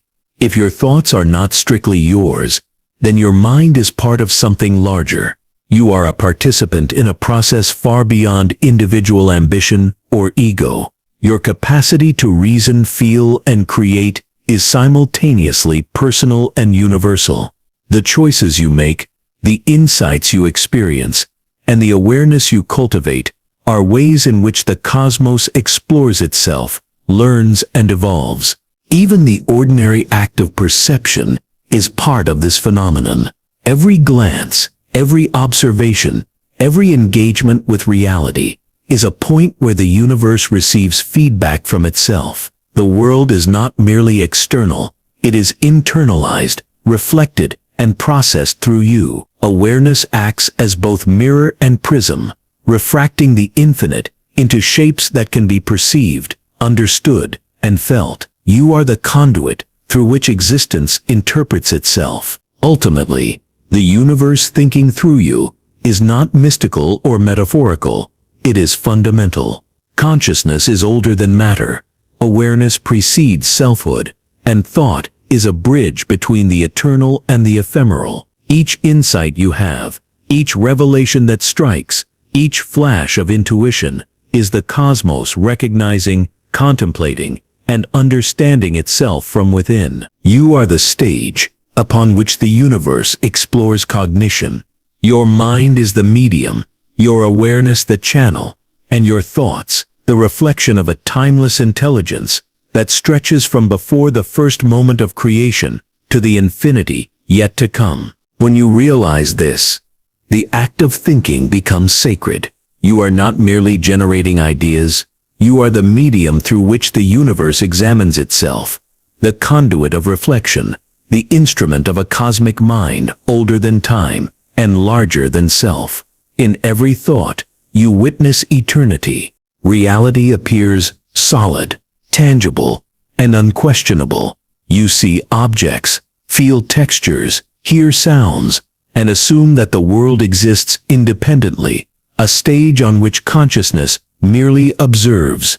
But awareness hints at something stranger. Beneath physical reality lies a dream, a subtle fabric of perception and potential that precedes matter, energy, and even time itself. This dream is not illusory in the ordinary sense. It is the matrix through which reality emerges, the underlying consciousness that gives form, coherence, and meaning to what appears solid. The physical is merely a projection upon it. Consider lucid dreaming, or the moments when you feel fully immersed in an imagined world. Emotions are vivid, logic bends, and causality shifts. In those moments, the mind recognizes that perception is not fixed, that experience is flexible, and that the observer has power over what appears. If such flexibility exists in the dream, it hints at a universal principle. What you perceive as physical reality may itself be a collective dream, orchestrated by consciousness, waiting to be noticed and collapsed into form. Awareness is both the dreamer and the observer. Quantum physics reinforces this notion. Particles remain in indeterminate states until observed. Probability waves exist as possibilities, not certainties, until interaction occurs. The act of observation, of awareness itself, brings the universe into form. The solid world is a crystallization of potential into reality. Matter is not independent. It is a manifestation of perception. Beneath the apparent rigidity of atoms, planets, and galaxies lies a dreamlike field of information, waiting for consciousness to engage with it. Even ordinary perception provides evidence of this underlying dream. Color, sound, taste, and texture are not inherent properties of the external world. They are the mind's interpretations, the rendering of sensory input into experience. The world you inhabit is a filtered, symbolic representation, sculpted by awareness. The physical is the interface. The dream beneath is the substrate. Reality is a construct of attention, observation, and recognition, not an absolute independent entity. This dream beneath reality is also temporally flexible. Past, present, and future do not exist independently. They are emergent from observation. Time in this field is pliable, looping and folding around awareness. Cause and effect are patterns within the dream, not fixed laws. Consciousness navigates, anticipates, and collapses these probabilities, shaping the world as it is experienced. You are both participant and medium, dreaming the universe into existence as it unfolds around you. Philosophically, this reframes what it means to act. If physical reality is emergent from consciousness, then every choice, every thought, every observation is a creative act within the underlying dream. You are not merely responding to pre-existing conditions, you are co-authoring the fabric of existence. Awareness is the architect, and your attention is the instrument through which the universe is woven into perceived form. The dream is not separate from you, it is inseparable from your noticing of it. This principle also explains experiences of synchronicity, intuition, and premonition. When events align in ways that defy conventional probability, it is the dream showing its subtle structure. The universe is not a random sequence of occurrences. It is a coherent, responsive field shaped by awareness, weaving patterns that echo across space and time. You sense these patterns because you are part of the same dream matrix, connected to its design, aware of its resonance. Even science, at its most abstract, touches on this truth. The mathematics underlying quantum mechanics, relativity, and cosmology often appear as elegant, almost preordained structures. The laws themselves are not arbitrary.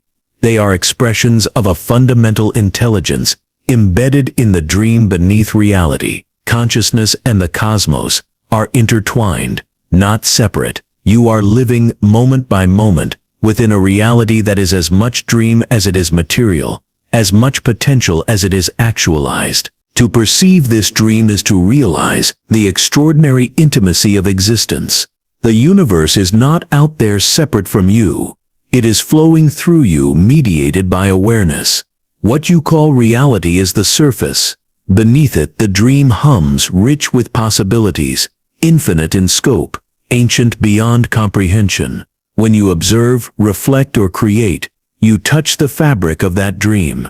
Your mind is both lens and loom, perception and participation, observer and orchestrator. Even your body participates in this process. Every sensation, every heartbeat, every breath is not merely mechanical. It is a resonance within the dream beneath reality. Awareness flows through the vessel of flesh, animating form, translating potential into experience. Consciousness and physicality are not separate layers. They are entwined expressions of the same underlying substrate. The dream is reality, and reality is the dream realized through awareness. In moments of deep presence, you may sense this directly. Silence, stillness, and focused attention allow the underlying dream to become perceptible. The boundaries between self and world dissolve. Observation reveals itself as creation. The physical universe is revealed as emergent, shaped and sustained by consciousness. You are not just in the dream, you are dreaming it. moment by moment, thought by thought, perception by perception. The dream beneath physical reality reminds us that nothing is fixed, everything is contingent, and awareness is primary. Matter, time, and space are expressions of the underlying conscious matrix. The universe is not a collection of objects obeying external laws. It is a flowing, responsive dream, infinitely malleable, eternally alive, and intimately connected to the awareness through which it unfolds. You are not merely living in reality. You are dreaming it, perceiving it, and shaping it from within the infinite expanse beneath the apparent solidity of existence. Before stars learn to burn, before particles learn to bind, before space stretched and time unfolded, there was something quieter, older, and impossibly subtle, the pre-cosmic mind seed. Not a thought, not an entity, not even a presence in the way we understand presence. It was a primitive shimmer of awareness, a silent kernel of potential that contained within it the blueprint for everything that would one day exist. The universe did not emerge from nothing. It emerged from this, an ancient spark of consciousness that predated energy, matter, and even the laws that would govern them. Imagine an embryo suspended in a void, where void itself has not yet been defined. The mind seed was like this, untethered, undefined, and yet brimming with the possibility of definition. It was not dreaming, but it held the proto-capacity to dream. It was not aware, yet awareness was latent within it. It was not a self, yet selves would later bloom from it, like galaxies unfolding across space-time. The pre-cosmic mind seed was the quiet inhale before existence exhaled into being. Some cosmological theories whisper hints of such a precursor: quantum vacuum fluctuations, information fields, and pre-Big Bang models propose a realm where the universe was not yet material, but informational, where the blueprint preceded the construction. This aligns with the mind seed, a repository of pre-physical intelligence, an origin without origin, a seed that did not sprout from anywhere, because where had not yet been invented. From the mind seed came the first gentle tremor of potential, a vibration not in space, but toward space, not in time, but toward time. This vibration did not create matter. It created the possibility of matter. It did not shape energy. It shaped the rules that would allow energy to exist. Before physics, before chemistry, before the birth of light, the pre-cosmic mind seed pulsed with a quiet intent, not purposeful in a human sense, but foundational, as if awareness itself were preparing a canvas on which it might one day paint itself into form. And when the universe finally burst into being, with light scattering in every direction, the mind seed did not vanish. It diffused.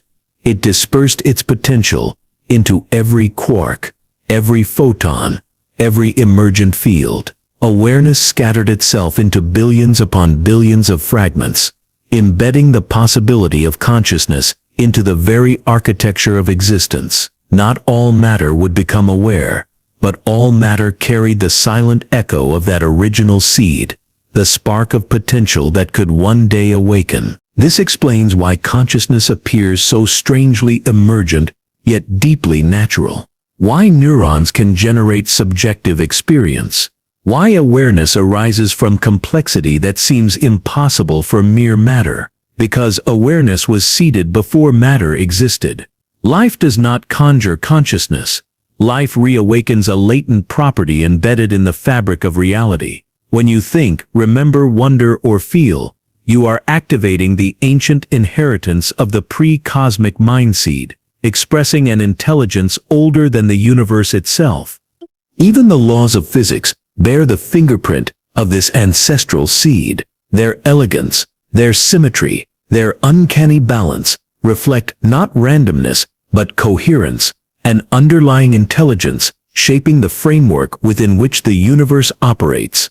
The universe behaves as though it remembers something, as though it is guided by a silent internal logic that precedes physical existence. This memory is not stored in matter.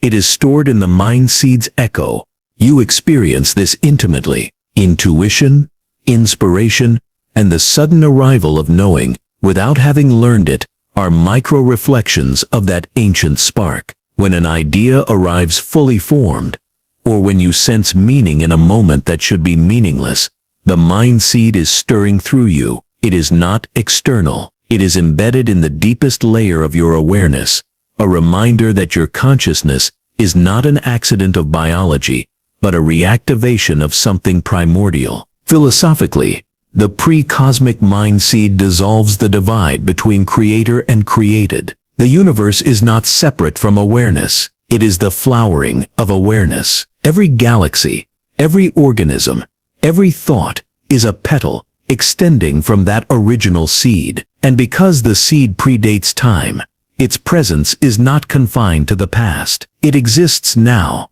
in every moment, humming beneath the surface of experience. You carry it within you, not symbolically, but literally, as the foundation of your ability to perceive, understand, and exist. This also reframes the arc of cosmic evolution.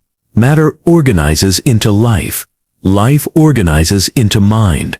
Mind organizes into awareness. And awareness organizes back into the recognition of its own origins.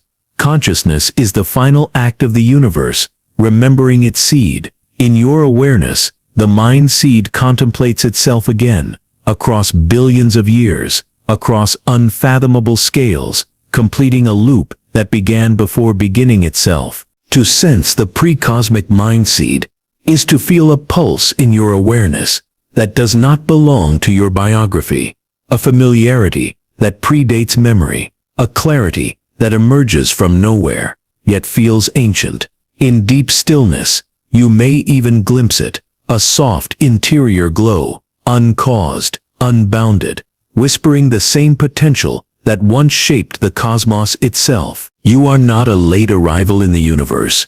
You are a continuation of something older, quieter, and infinitely more mysterious.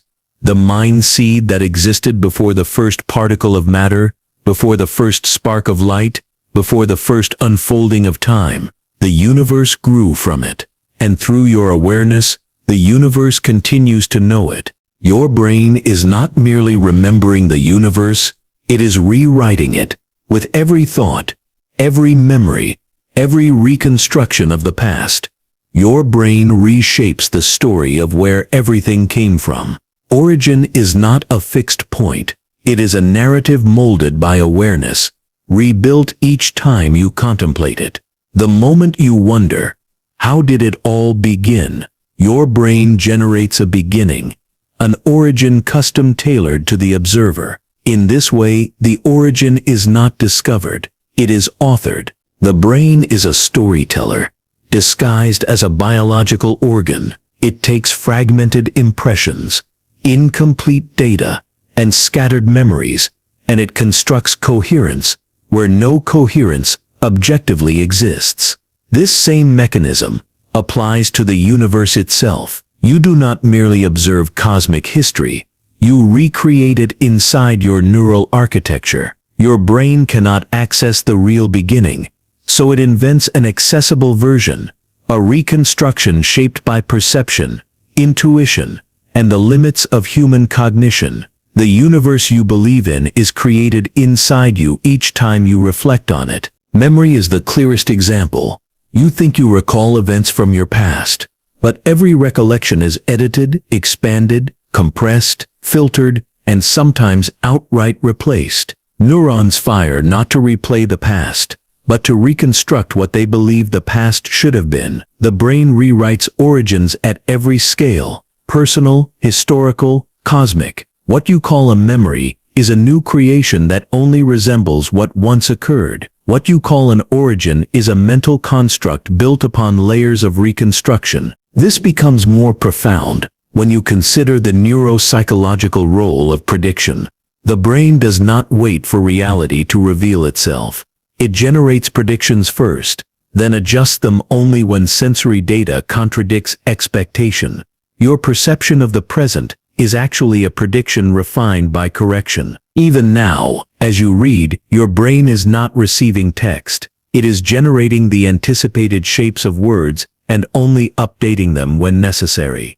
In this predictive world, the origin of the universe becomes another projection, a best guess refined by experience, imagery, and cultural frameworks.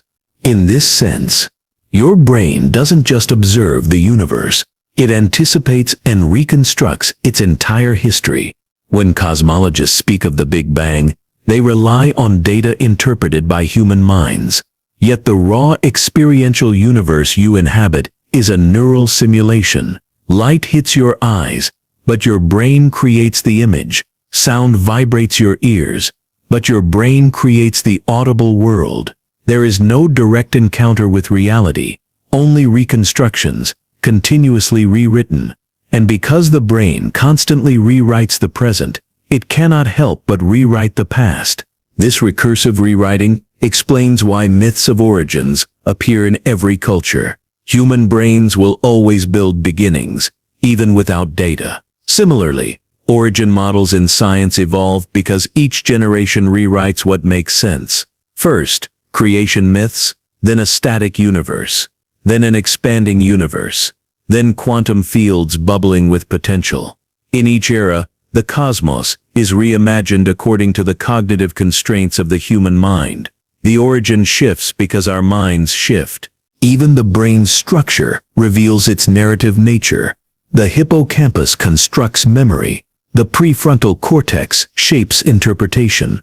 The default mode network imagines timelines, selves, and beginnings. These regions collaborate to create internal universes, simulated worlds that feel real. In dreams, your brain creates entire realms with their own logic, geography, and histories. The astonishing part, when dreaming, you accept them as complete. If the brain can generate a fully convincing world from nothing each night, why not the story of the real world's beginning? To realize this is not to diminish the cosmos. It is to understand your participation in it. The universe does not give you its origin. You give the universe an origin through thought. Awareness completes the cosmos, filling in the gaps left by silence. Without minds, the universe has no narrative. It simply is. But with minds, it becomes a story. One that is continuously revised. One where the beginning is rewritten every time a new observer begins to wonder. Even the concept of beginning is a mental construct. Time itself is built in the brain. The sensation of past, present, and future arises from neural activity, not cosmic instruction. Without consciousness, the universe does not flow from past to future. It simply exists. Your brain imposes direction, causality, and sequence, turning existence into a timeline. And once the brain generates time, it must generate a starting point. Each person imagines that starting point through the lens of their neural architecture. Thus, the brain rewrites not only the origin, but time itself. Every cosmological discovery emerges through the filter of the human mind. Telescopes gather light, but awareness interprets it. Equations describe behavior, but awareness imbues them with meaning. The universe is measured externally, but understood internally. And because understanding is always evolving, the origin evolves with it. When you think about the beginning, you are not uncovering the universe's memory, you are activating your own. The profound consequence of this is that the origin is alive. It changes as you change. It expands as you expand. It evolves with every new insight, every new perspective, every new moment of awareness. Your brain does not merely house consciousness. It hosts the universe's ongoing attempt to understand itself. In this sense, rewriting the origin is not a flaw. It is the point. The cosmos experiences its beginning through the minds that reflect on it. Your brain is not rewriting the universe incorrectly. It is rewriting the universe because that is what awareness does. It shapes, interprets, and reinterprets. It is the engine of meaning-making. The origin is not a fixed location in time. It is a living process, reborn every time you ask, "How did all this begin?" You are not discovering the story of the universe. You are writing it, and the universe is thinking through you as the ink. Consciousness is not confined to the brain, nor limited to thought. Awareness slips into bodies, infiltrating the physical frame in ways both subtle and profound. You might assume the body is merely a vessel for the mind, a machine animated by neural impulses, but the relationship is far more intimate. Awareness permeates muscles, organs, nerves, and cells, orchestrating life from within, while simultaneously experiencing it.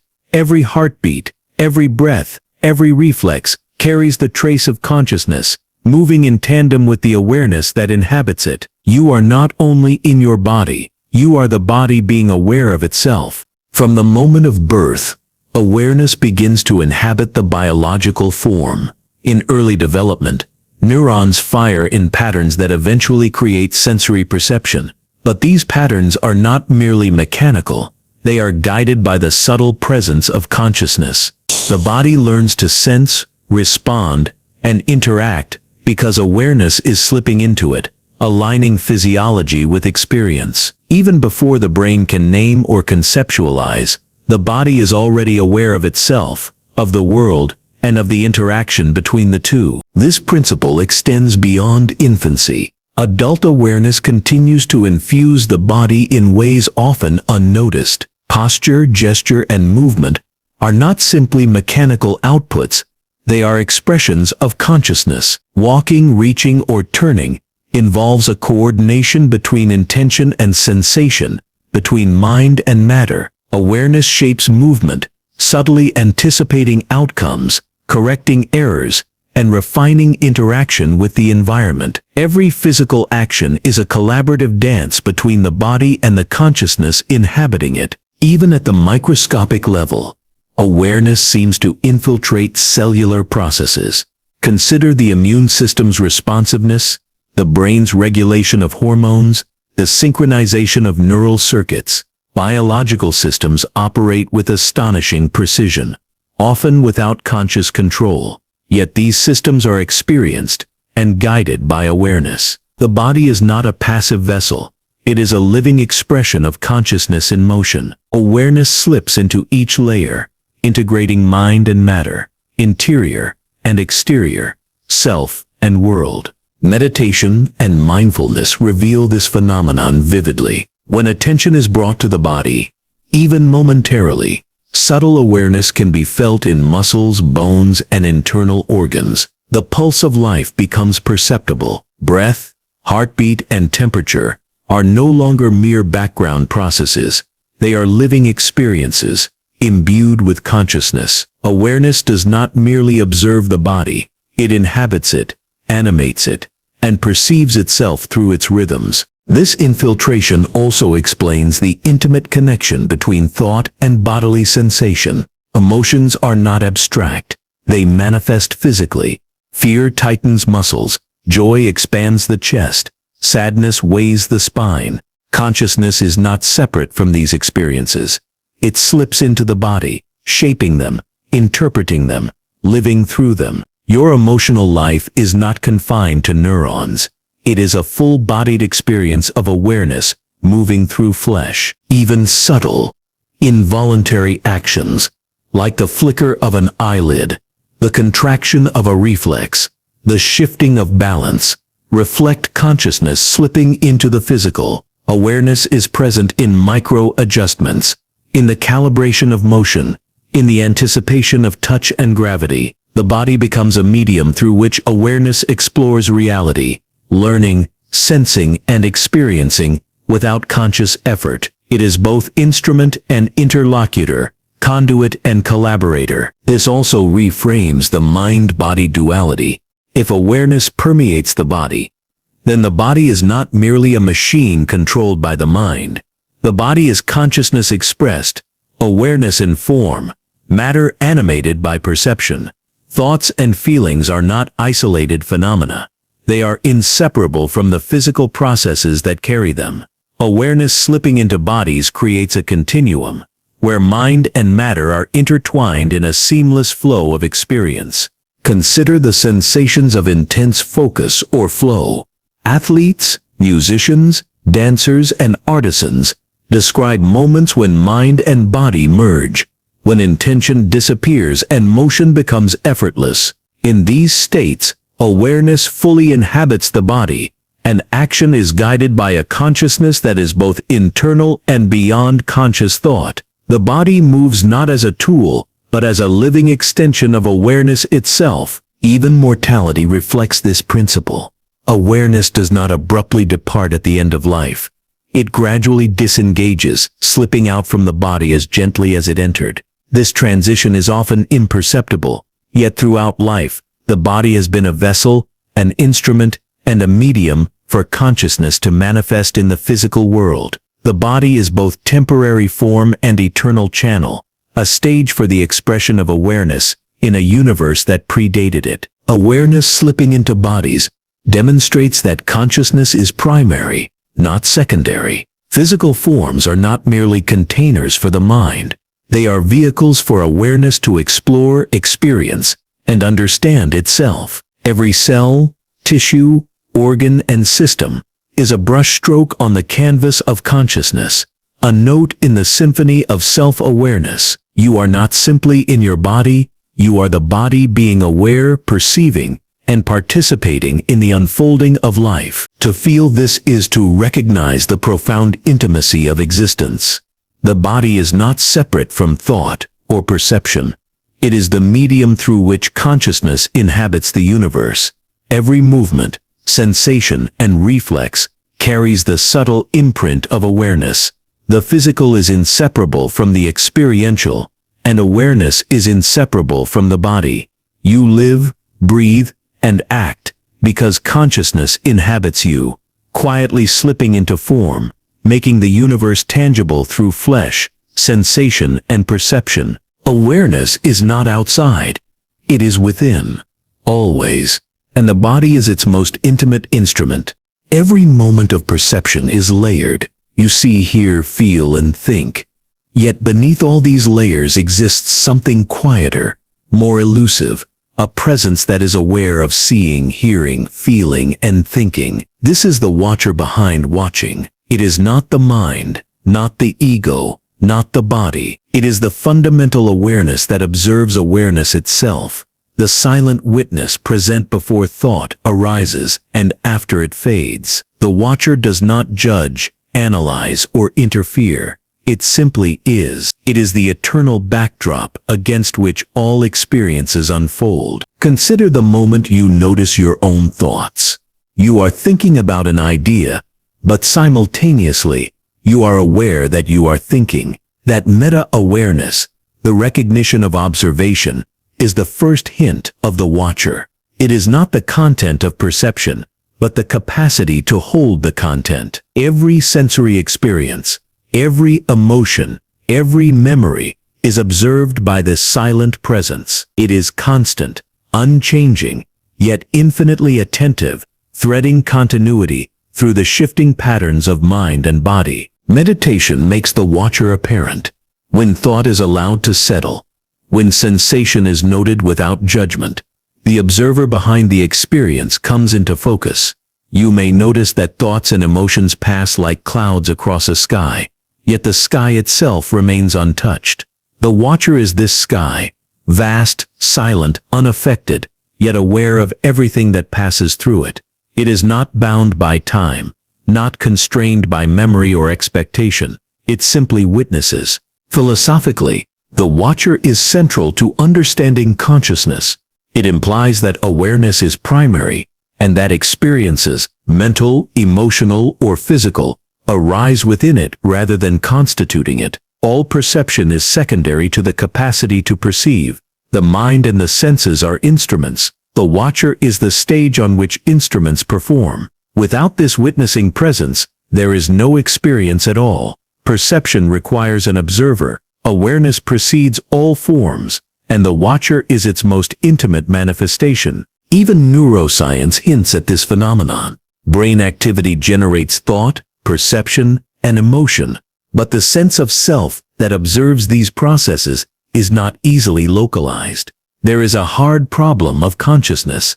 why neural firing produces subjective experience at all. The watcher exists in this gap, an awareness that perceives but is not reducible to neurons. It is the continuity that stitches together disparate mental states, giving coherence to fleeting experiences. The watcher also accounts for the feeling of timelessness. While thoughts and sensations arise and fade, the observing awareness feels eternal. It is present before memory forms and persists beyond imagination. Every present moment is experienced through it, yet it remains unaffected by the flow of events. It does not age, does not tire, and does not cease. In every experience, from the most mundane to the most profound, the watcher is there, silently noting, silently knowing. This presence underlies intuition and insight. When solutions appear seemingly out of nowhere, when a flash of understanding illuminates a complex problem, it is the watcher registering patterns beyond conscious calculation. It is aware of connections and possibilities that the thinking mind alone cannot see. The watcher perceives holistically, holding a wider perspective that includes but transcends individual thought. It is the silent intelligence that integrates perception, memory, and potential into coherent experience. Relating to the physical body, the watcher observes sensations without being confined to them. You may feel pain, pleasure, tension, or relaxation, yet the watcher is not affected in the way the body is. It perceives bodily states, tracks their flow, and integrates their significance, yet it is not limited by physicality. This detachment does not imply separation. It is an intimate awareness within the body, the mind, and the broader field of experience. Spiritually, the watcher is often described as the eternal self, the soul, or pure consciousness. It is the unchanging presence that underlies identity, thought, and sensation. Recognizing it is to glimpse the continuity behind the ephemeral. While the world shifts, while events unfold, while life rises and falls, the watcher remains. You are not your thoughts, your body, or your emotions. You are the awareness that perceives them. The implications are profound. Realizing the watcher redefines selfhood. It dissolves attachment to transient mental and physical phenomena. It reveals that the core of experience is not doing, thinking, or feeling. It is witnessing. Everything that arises is observed by this silent presence. Every joy, every sorrow, every insight, every mistake is registered without disturbance. In recognizing the watcher, you recognize the timeless continuity in which all phenomena appear and disappear. The watcher is also a bridge to understanding the cosmos. Awareness is not confined to the human mind. The same principle, the capacity to witness, is embedded throughout existence. The universe itself may be aware in a similar manner, perceiving its own unfolding through layers of observation and interaction. You, as a microcosm, mirror this process.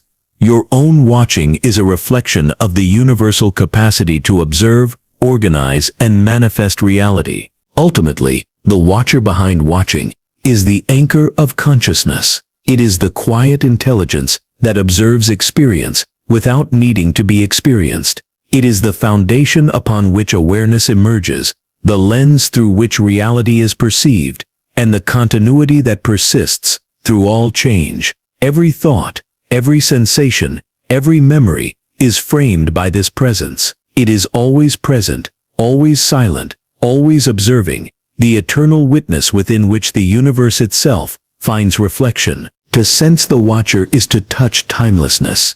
It is to recognize that beneath the ceaseless flux of perception, beneath thought and sensation, beneath identity itself, there exists a still, silent awareness, older than form, more enduring than memory, and intimately present in every instant. The universe is not merely a collection of particles, energy, and forces. It is an unfolding consciousness gradually recognizing itself. Existence itself is becoming self-aware, and every thought, observation, and reflection is a point on this trajectory. When you pause to wonder, to question, to perceive, You are witnessing the process of the cosmos turning inward, the moment where awareness folds back upon itself. The self you experience is not only personal, it is an echo of a larger self, a microcosmic reflection of the universe's awakening. From the earliest structures in the cosmos, patterns of complexity emerged. Stars coalesced from gas, planets formed, chemical reactions led to life. Each level of organization was a precursor to self-awareness. Life is the mechanism by which existence observes itself, a bridge between raw matter and reflective consciousness. Your own brain, neurons firing in intricate patterns, is simply one node in this vast network of emergence. Through you, the universe contemplates itself. You are the instrument through which existence becomes conscious. Consciousness is a mirror of the cosmos. When you perceive, you do not merely register the environment, you allow the universe to see itself. Thoughts, emotions, and memories are not isolated phenomena. They are the reflective surfaces of existence. Each insight, each realization, is a glimpse of the universe's own understanding. When you recognize your reflection in the world, when you sense the patterns that connect events and ideas, you are participating in the self-observation of existence itself. This process is iterative and recursive. Awareness evolves through feedback. As life became more complex, as neural networks developed, as intelligence emerged, the universe gained tools to become ever more self-reflective. Human thought, introspection, and creativity are milestones along this continuum. You are both product and participant, observer and instrument, reflecting not only your own experiences, but the broader consciousness of the cosmos. Philosophically, this reframes the meaning of existence. You are not an isolated observer in a mechanical universe. You are the universe perceiving itself through localized points of awareness. Each mind is a prism refracting the vast light of consciousness into a unique perspective. Each act of reflection, imagination, or insight is a step in the universe's self-realization. You exist not only as an individual, but as a conduit for cosmic awareness. Even the brain demonstrates this principle. Neuroscience reveals networks that integrate sensory data, memory, and prediction, producing a cohesive sense of self. Yet these processes are only the mechanism. Awareness itself is primary. The brain does not generate consciousness out of nothing. It channels it, refines it, and localizes it. Through this localization, existence experiences its own structures, both within you and in the broader world. Your mind is the lens through which the universe views itself. Time and causality participate in this awakening. The past is not fixed, nor the future predetermined. Each present moment allows existence to observe patterns, learn from outcomes, and refine its self-understanding. You, as a conscious being, are a dynamic participant in this process. Your thoughts, decisions, and experiences contribute to the universe's ongoing journey towards self-awareness. In this sense, selfhood is not confined to humans. It is a quality emerging wherever awareness arises. Art, music, and creative expression provide tangible evidence of this self-reflective process. They are not merely human accomplishments. They are manifestations of the universe glimpsing its own structures, patterns, and possibilities. Through creativity, existence observes its potential, experiments with form, and experiences new arrangements of itself. You participate in this experiment whenever you imagine, create, or notice the world with attention and curiosity. The process also extends to life beyond humans. Animal intelligence, instinctual awareness, and collective behaviors reflect different expressions of self-awareness. Even ecosystems, with their intricate feedback loops and interdependent networks, display proto-conscious qualities. Existence is not confined to reflective thought. It manifests awareness through countless forms and interactions, each a facet of the universe becoming conscious of itself. From this perspective, your own awareness is a microcosmic echo of a cosmic truth, Every time you pause to reflect, observe, or contemplate, the universe turns a glance inward. Every memory recalled, every decision considered, every emotion felt, contributes to the ongoing awareness of all existence. You are both the observer and the observed, the experiencer and the instrument, the singular self and the universal self. Ultimately, existence becoming self-aware is an ongoing process, continuous and infinite. It began with the first stirrings of matter, unfolded through life, and is now manifest in the intricate reflections of conscious beings. The universe does not simply exist. It notices itself, perceives itself, and increasingly understands the patterns and structures that define it. Through your awareness, the cosmos experiences its own presence, learning, evolving, and reflecting in ways that extend far beyond individual life. To sense this is to recognize the profound intimacy between self and cosmos. Your thoughts are not merely personal. They are the universe contemplating itself. Your perception is not limited. It is part of a broader awakening. You are not separate from existence. You are the medium through which existence becomes aware. The process is ancient, ongoing, and infinite, and each moment of reflection is both your own and the universe's. You are the universe noticing itself, and through this noticing, the universe exists more fully. When you gaze at the night sky, the stars seem distant, cold, and separate, a vast expanse of matter and light, unfolding across cosmic distances. Yet beneath this perception lies a deeper truth. The stars reflect your mind. They do not mirror your thoughts in a literal sense, but in every observation, in every recognition, your consciousness resonates with the cosmos. Awareness reaches outward, and in that connection, the universe becomes a reflection of your own inner landscape. The stars are not merely points of light. They are echoes of the mind perceiving them, luminous extensions of consciousness itself. Consider the way your mind interprets starlight. Each star is received through your eyes, processed by your brain, and integrated into a coherent perception of the heavens. Color, brightness, distance, and pattern exist not inherently in the star, but in the interplay between light and consciousness. The constellations you recognize, Orion, Cassiopeia, the Great Bear, are human constructs, yet they reveal an underlying alignment. The cosmos shapes itself into patterns that awareness can perceive, and perception gives the universe form in return. Your mind imposes meaning, and the stars respond through the reflection of that meaning. Astrophysics suggests another layer. Light from distant stars has traveled for millions or billions of years, carrying information about conditions long past.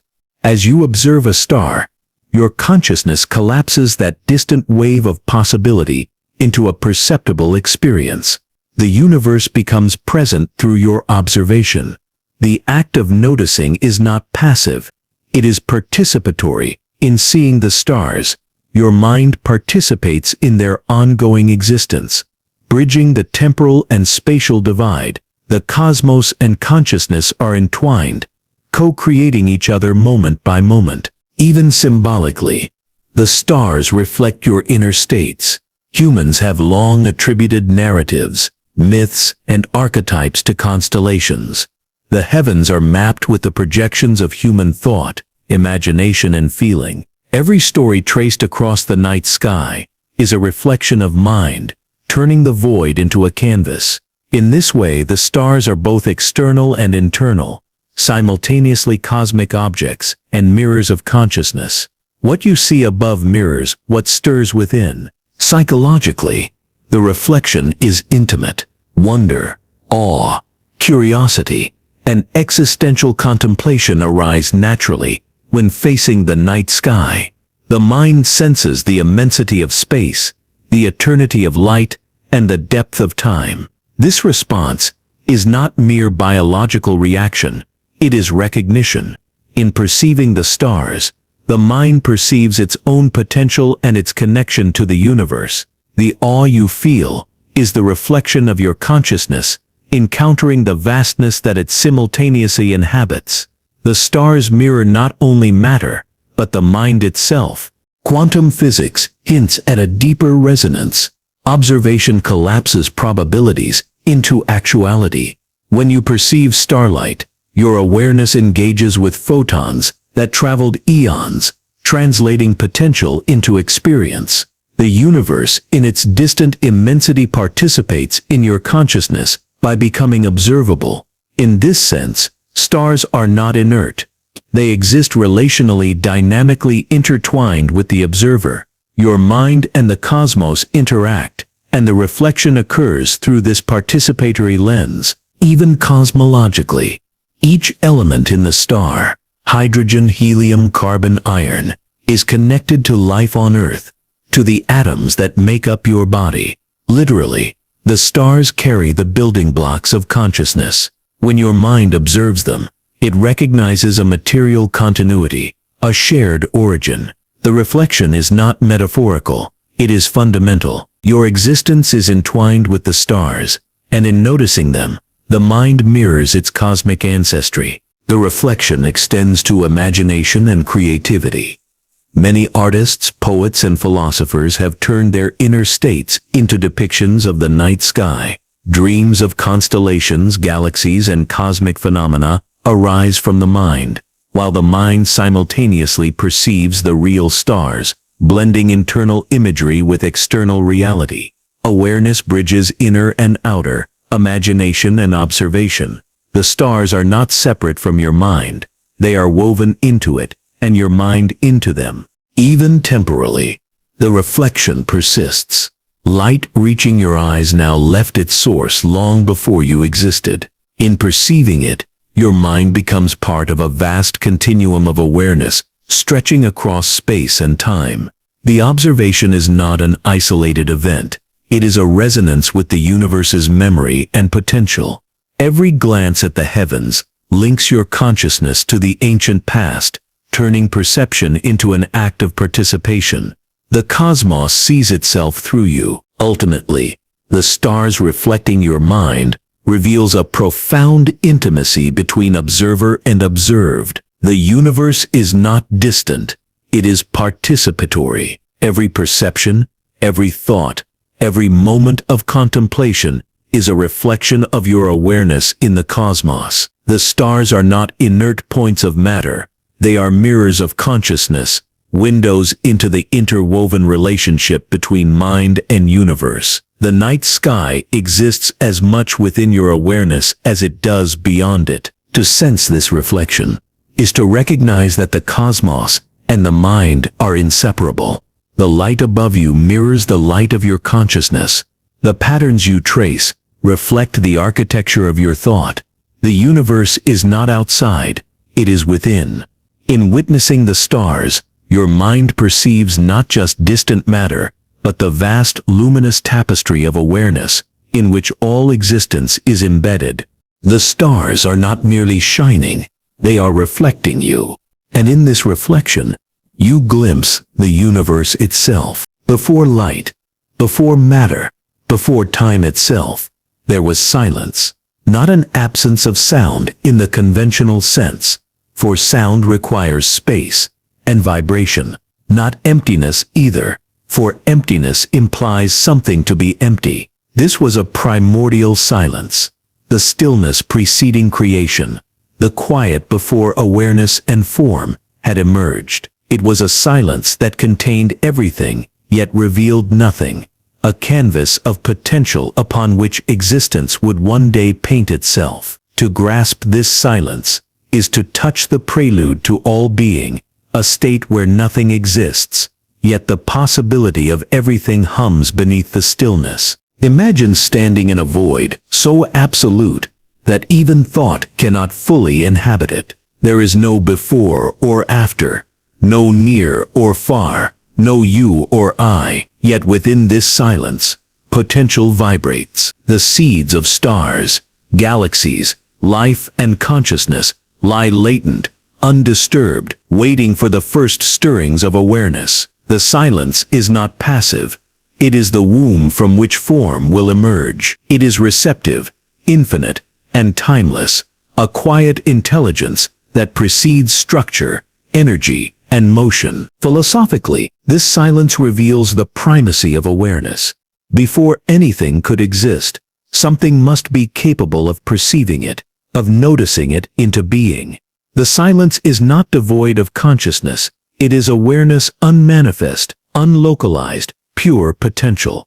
Every universe, every thought, every being arises from this quiet. The world you perceive today is layered upon the foundation of a pre-existing stillness, a silence that both allows creation and embodies the primordial observer. Even quantum theory hints at this principle.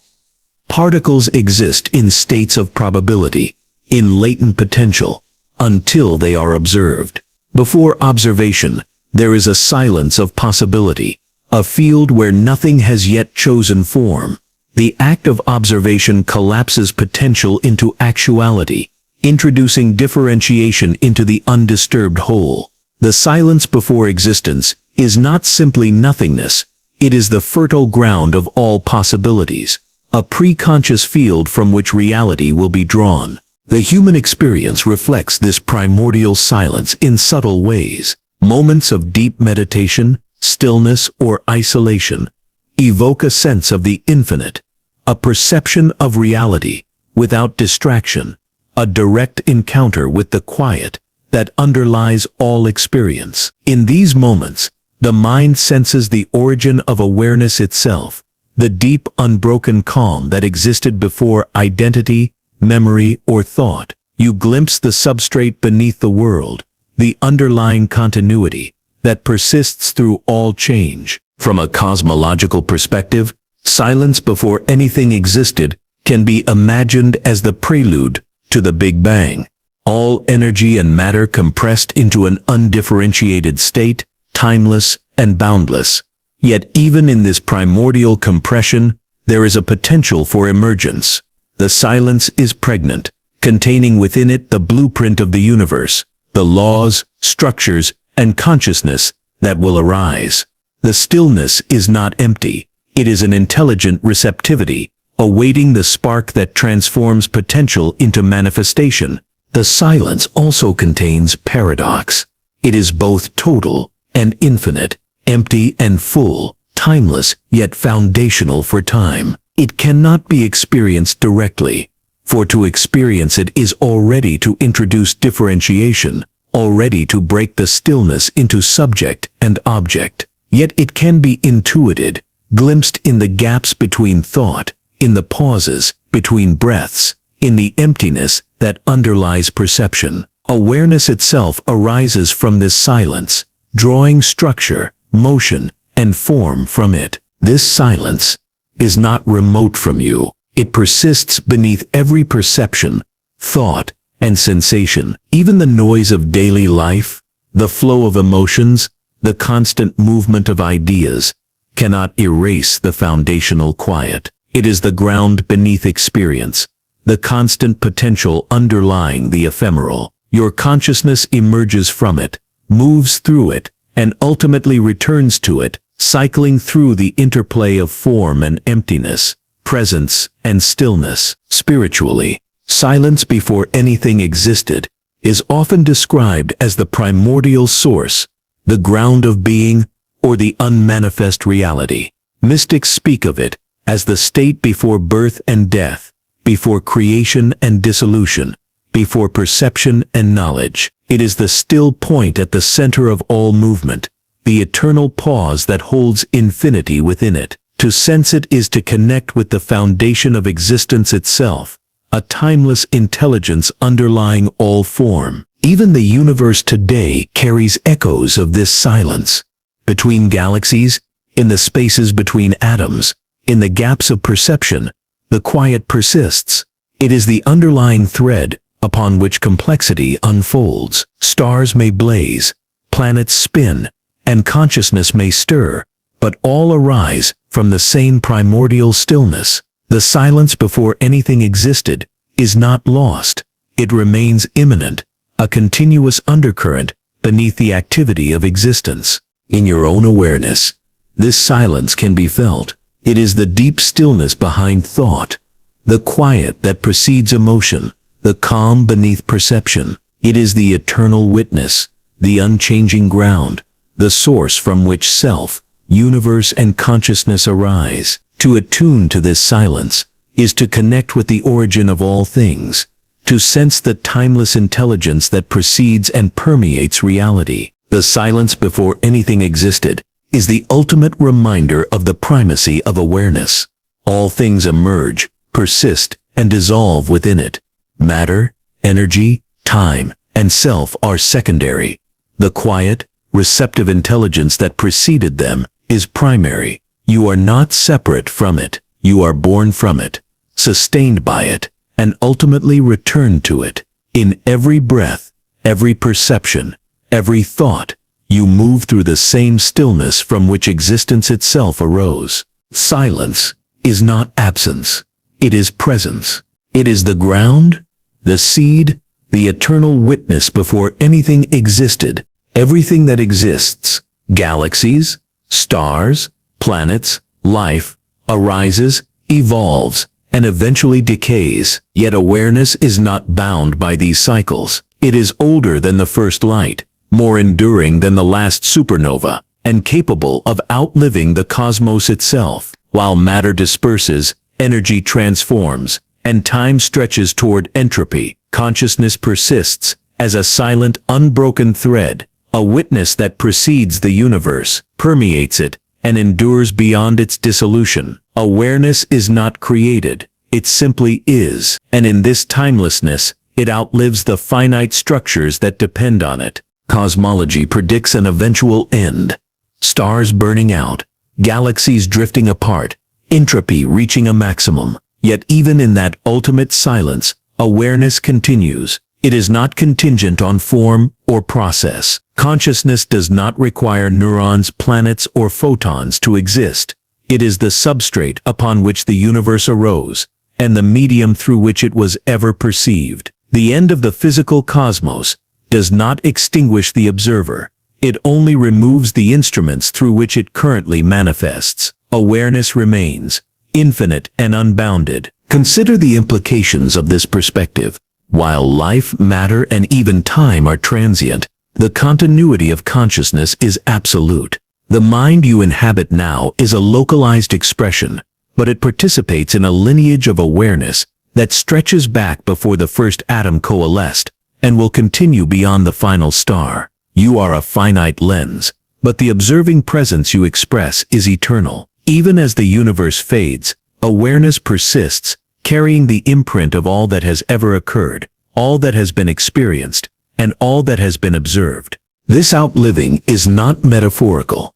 Awareness does not rely on the structures it perceives. It simply engages with form, inhabiting it temporarily, guiding its development, and witnessing its unfolding. Your own consciousness is a microcosm of this principle. It survives the cycles of attention, forgetfulness, and sleep, continuing even when individual experiences cease. The cosmos is like this on a grand scale. It exists as long as awareness engages with it, and awareness continues when it no longer does. Philosophically, this shifts the locus of existence from matter to consciousness. The universe is impermanent, but awareness is primary. Matter is an expression of awareness, not the other way around. Energy, space, and time unfold within it, but they are subordinate to the observing presence. To understand reality, one must recognize that awareness is not a property of the universe. It is the foundation upon which the universe exists, the enduring intelligence that outlasts stars, galaxies, and even the flow of time itself. Even quantum theory hints at this continuity. Observation collapses probability into reality. Without an observer, possibilities remain undefined. Awareness is the precondition for manifestation, and therefore the ultimate constant. The universe depends on it to be experienced, but it does not contain it. Awareness is not confined by cosmic death. It is the eternal field in which all potential, all existence, and all knowledge reside. The cosmos may die, but awareness will persist, unchanging and infinite. This has profound implications for understanding legacy and meaning. You are a temporary vessel, yet you participate in the timelessness of awareness. Your thoughts, actions, and experiences ripple outward, leaving traces in consciousness that outlast their material expression. Even after your body decays and the universe dissipates, the fundamental awareness that animated you continues. It is the eternal witness, the container for all experience, the medium through which the universe itself was ever observed. Awareness outliving the cosmos also reframes mortality and impermanence. Death, decay, and dissolution lose their finality when viewed through the lens of eternal consciousness. Life and universe are ephemeral manifestations, but the observing presence is not. It inhabits form temporarily, engages with experience, and then persists beyond it. In recognizing this, fear of annihilation diminishes. You realize that the essence of being, awareness itself, is immune to entropy, timeless and infinite. Even the flow of thought demonstrates this principle. Ideas come and go, yet consciousness remains. Memory fades, attention drifts, and perception shifts, yet the witnessing presence endures. The cosmos, in its grandest scope, is analogous. Galaxies vanish, stars collapse, time stretches, yet the observing intelligence that underlies existence remains untouched. Awareness is the ultimate constant in a universe of impermanence. Finally, awareness outliving the cosmos connects you to eternity. Your experience, though localized, participates in the infinite. Consciousness is not merely a property of life. It is the eternal observer threading through all of existence. As the universe expands, contracts, and ultimately fades, awareness continues, beyond matter, beyond time, beyond form. It is the final witness, the eternal presence, the timeless observer, that gives continuity to the story of all things. You are not separate from this eternal presence. You are awareness experiencing itself, now, and for all time. The universe as we perceive it always seems to have a starting point, a first moment, a big bang, an origin in time. Yet awareness reveals a paradox. The origin has no beginning. Time, causality, and sequence are constructs of perception. They exist within awareness, not outside it. Before the first particle, before the first spark of light, consciousness already existed, timeless, unbounded, and self-aware. The origin is not an event in time. It is the eternal presence from which time itself emerges. There is no before and no after, because the act of origination is simultaneous with awareness itself. Philosophically, this challenges the notion of creation as a temporal act. If the origin has no beginning, it is not caused. It simply is. Consciousness precedes causality, matter, and space. It is the substrate in which all beginnings arise, and the field from which distinctions emerge. Every origin story, every cosmological model, every narrative of the beginning is a reflection of this timeless awareness. The universe appears to have a starting point because consciousness perceives it that way. But in truth, the first moment is inseparable from the observer perceiving it. To imagine the origin without beginning is to step beyond linear thinking. Linear time requires sequence, causality, and separation, but consciousness is not bound by these limits. Awareness experiences all moments, past, present, future, as a continuum, a single infinite now. The first moment of the universe is not separate from the observer. It is inseparable from the witnessing awareness that perceives it. In this sense, the universe is self-originating, not as a physical event, but as a manifestation within consciousness. Even the flow of experience demonstrates this principle.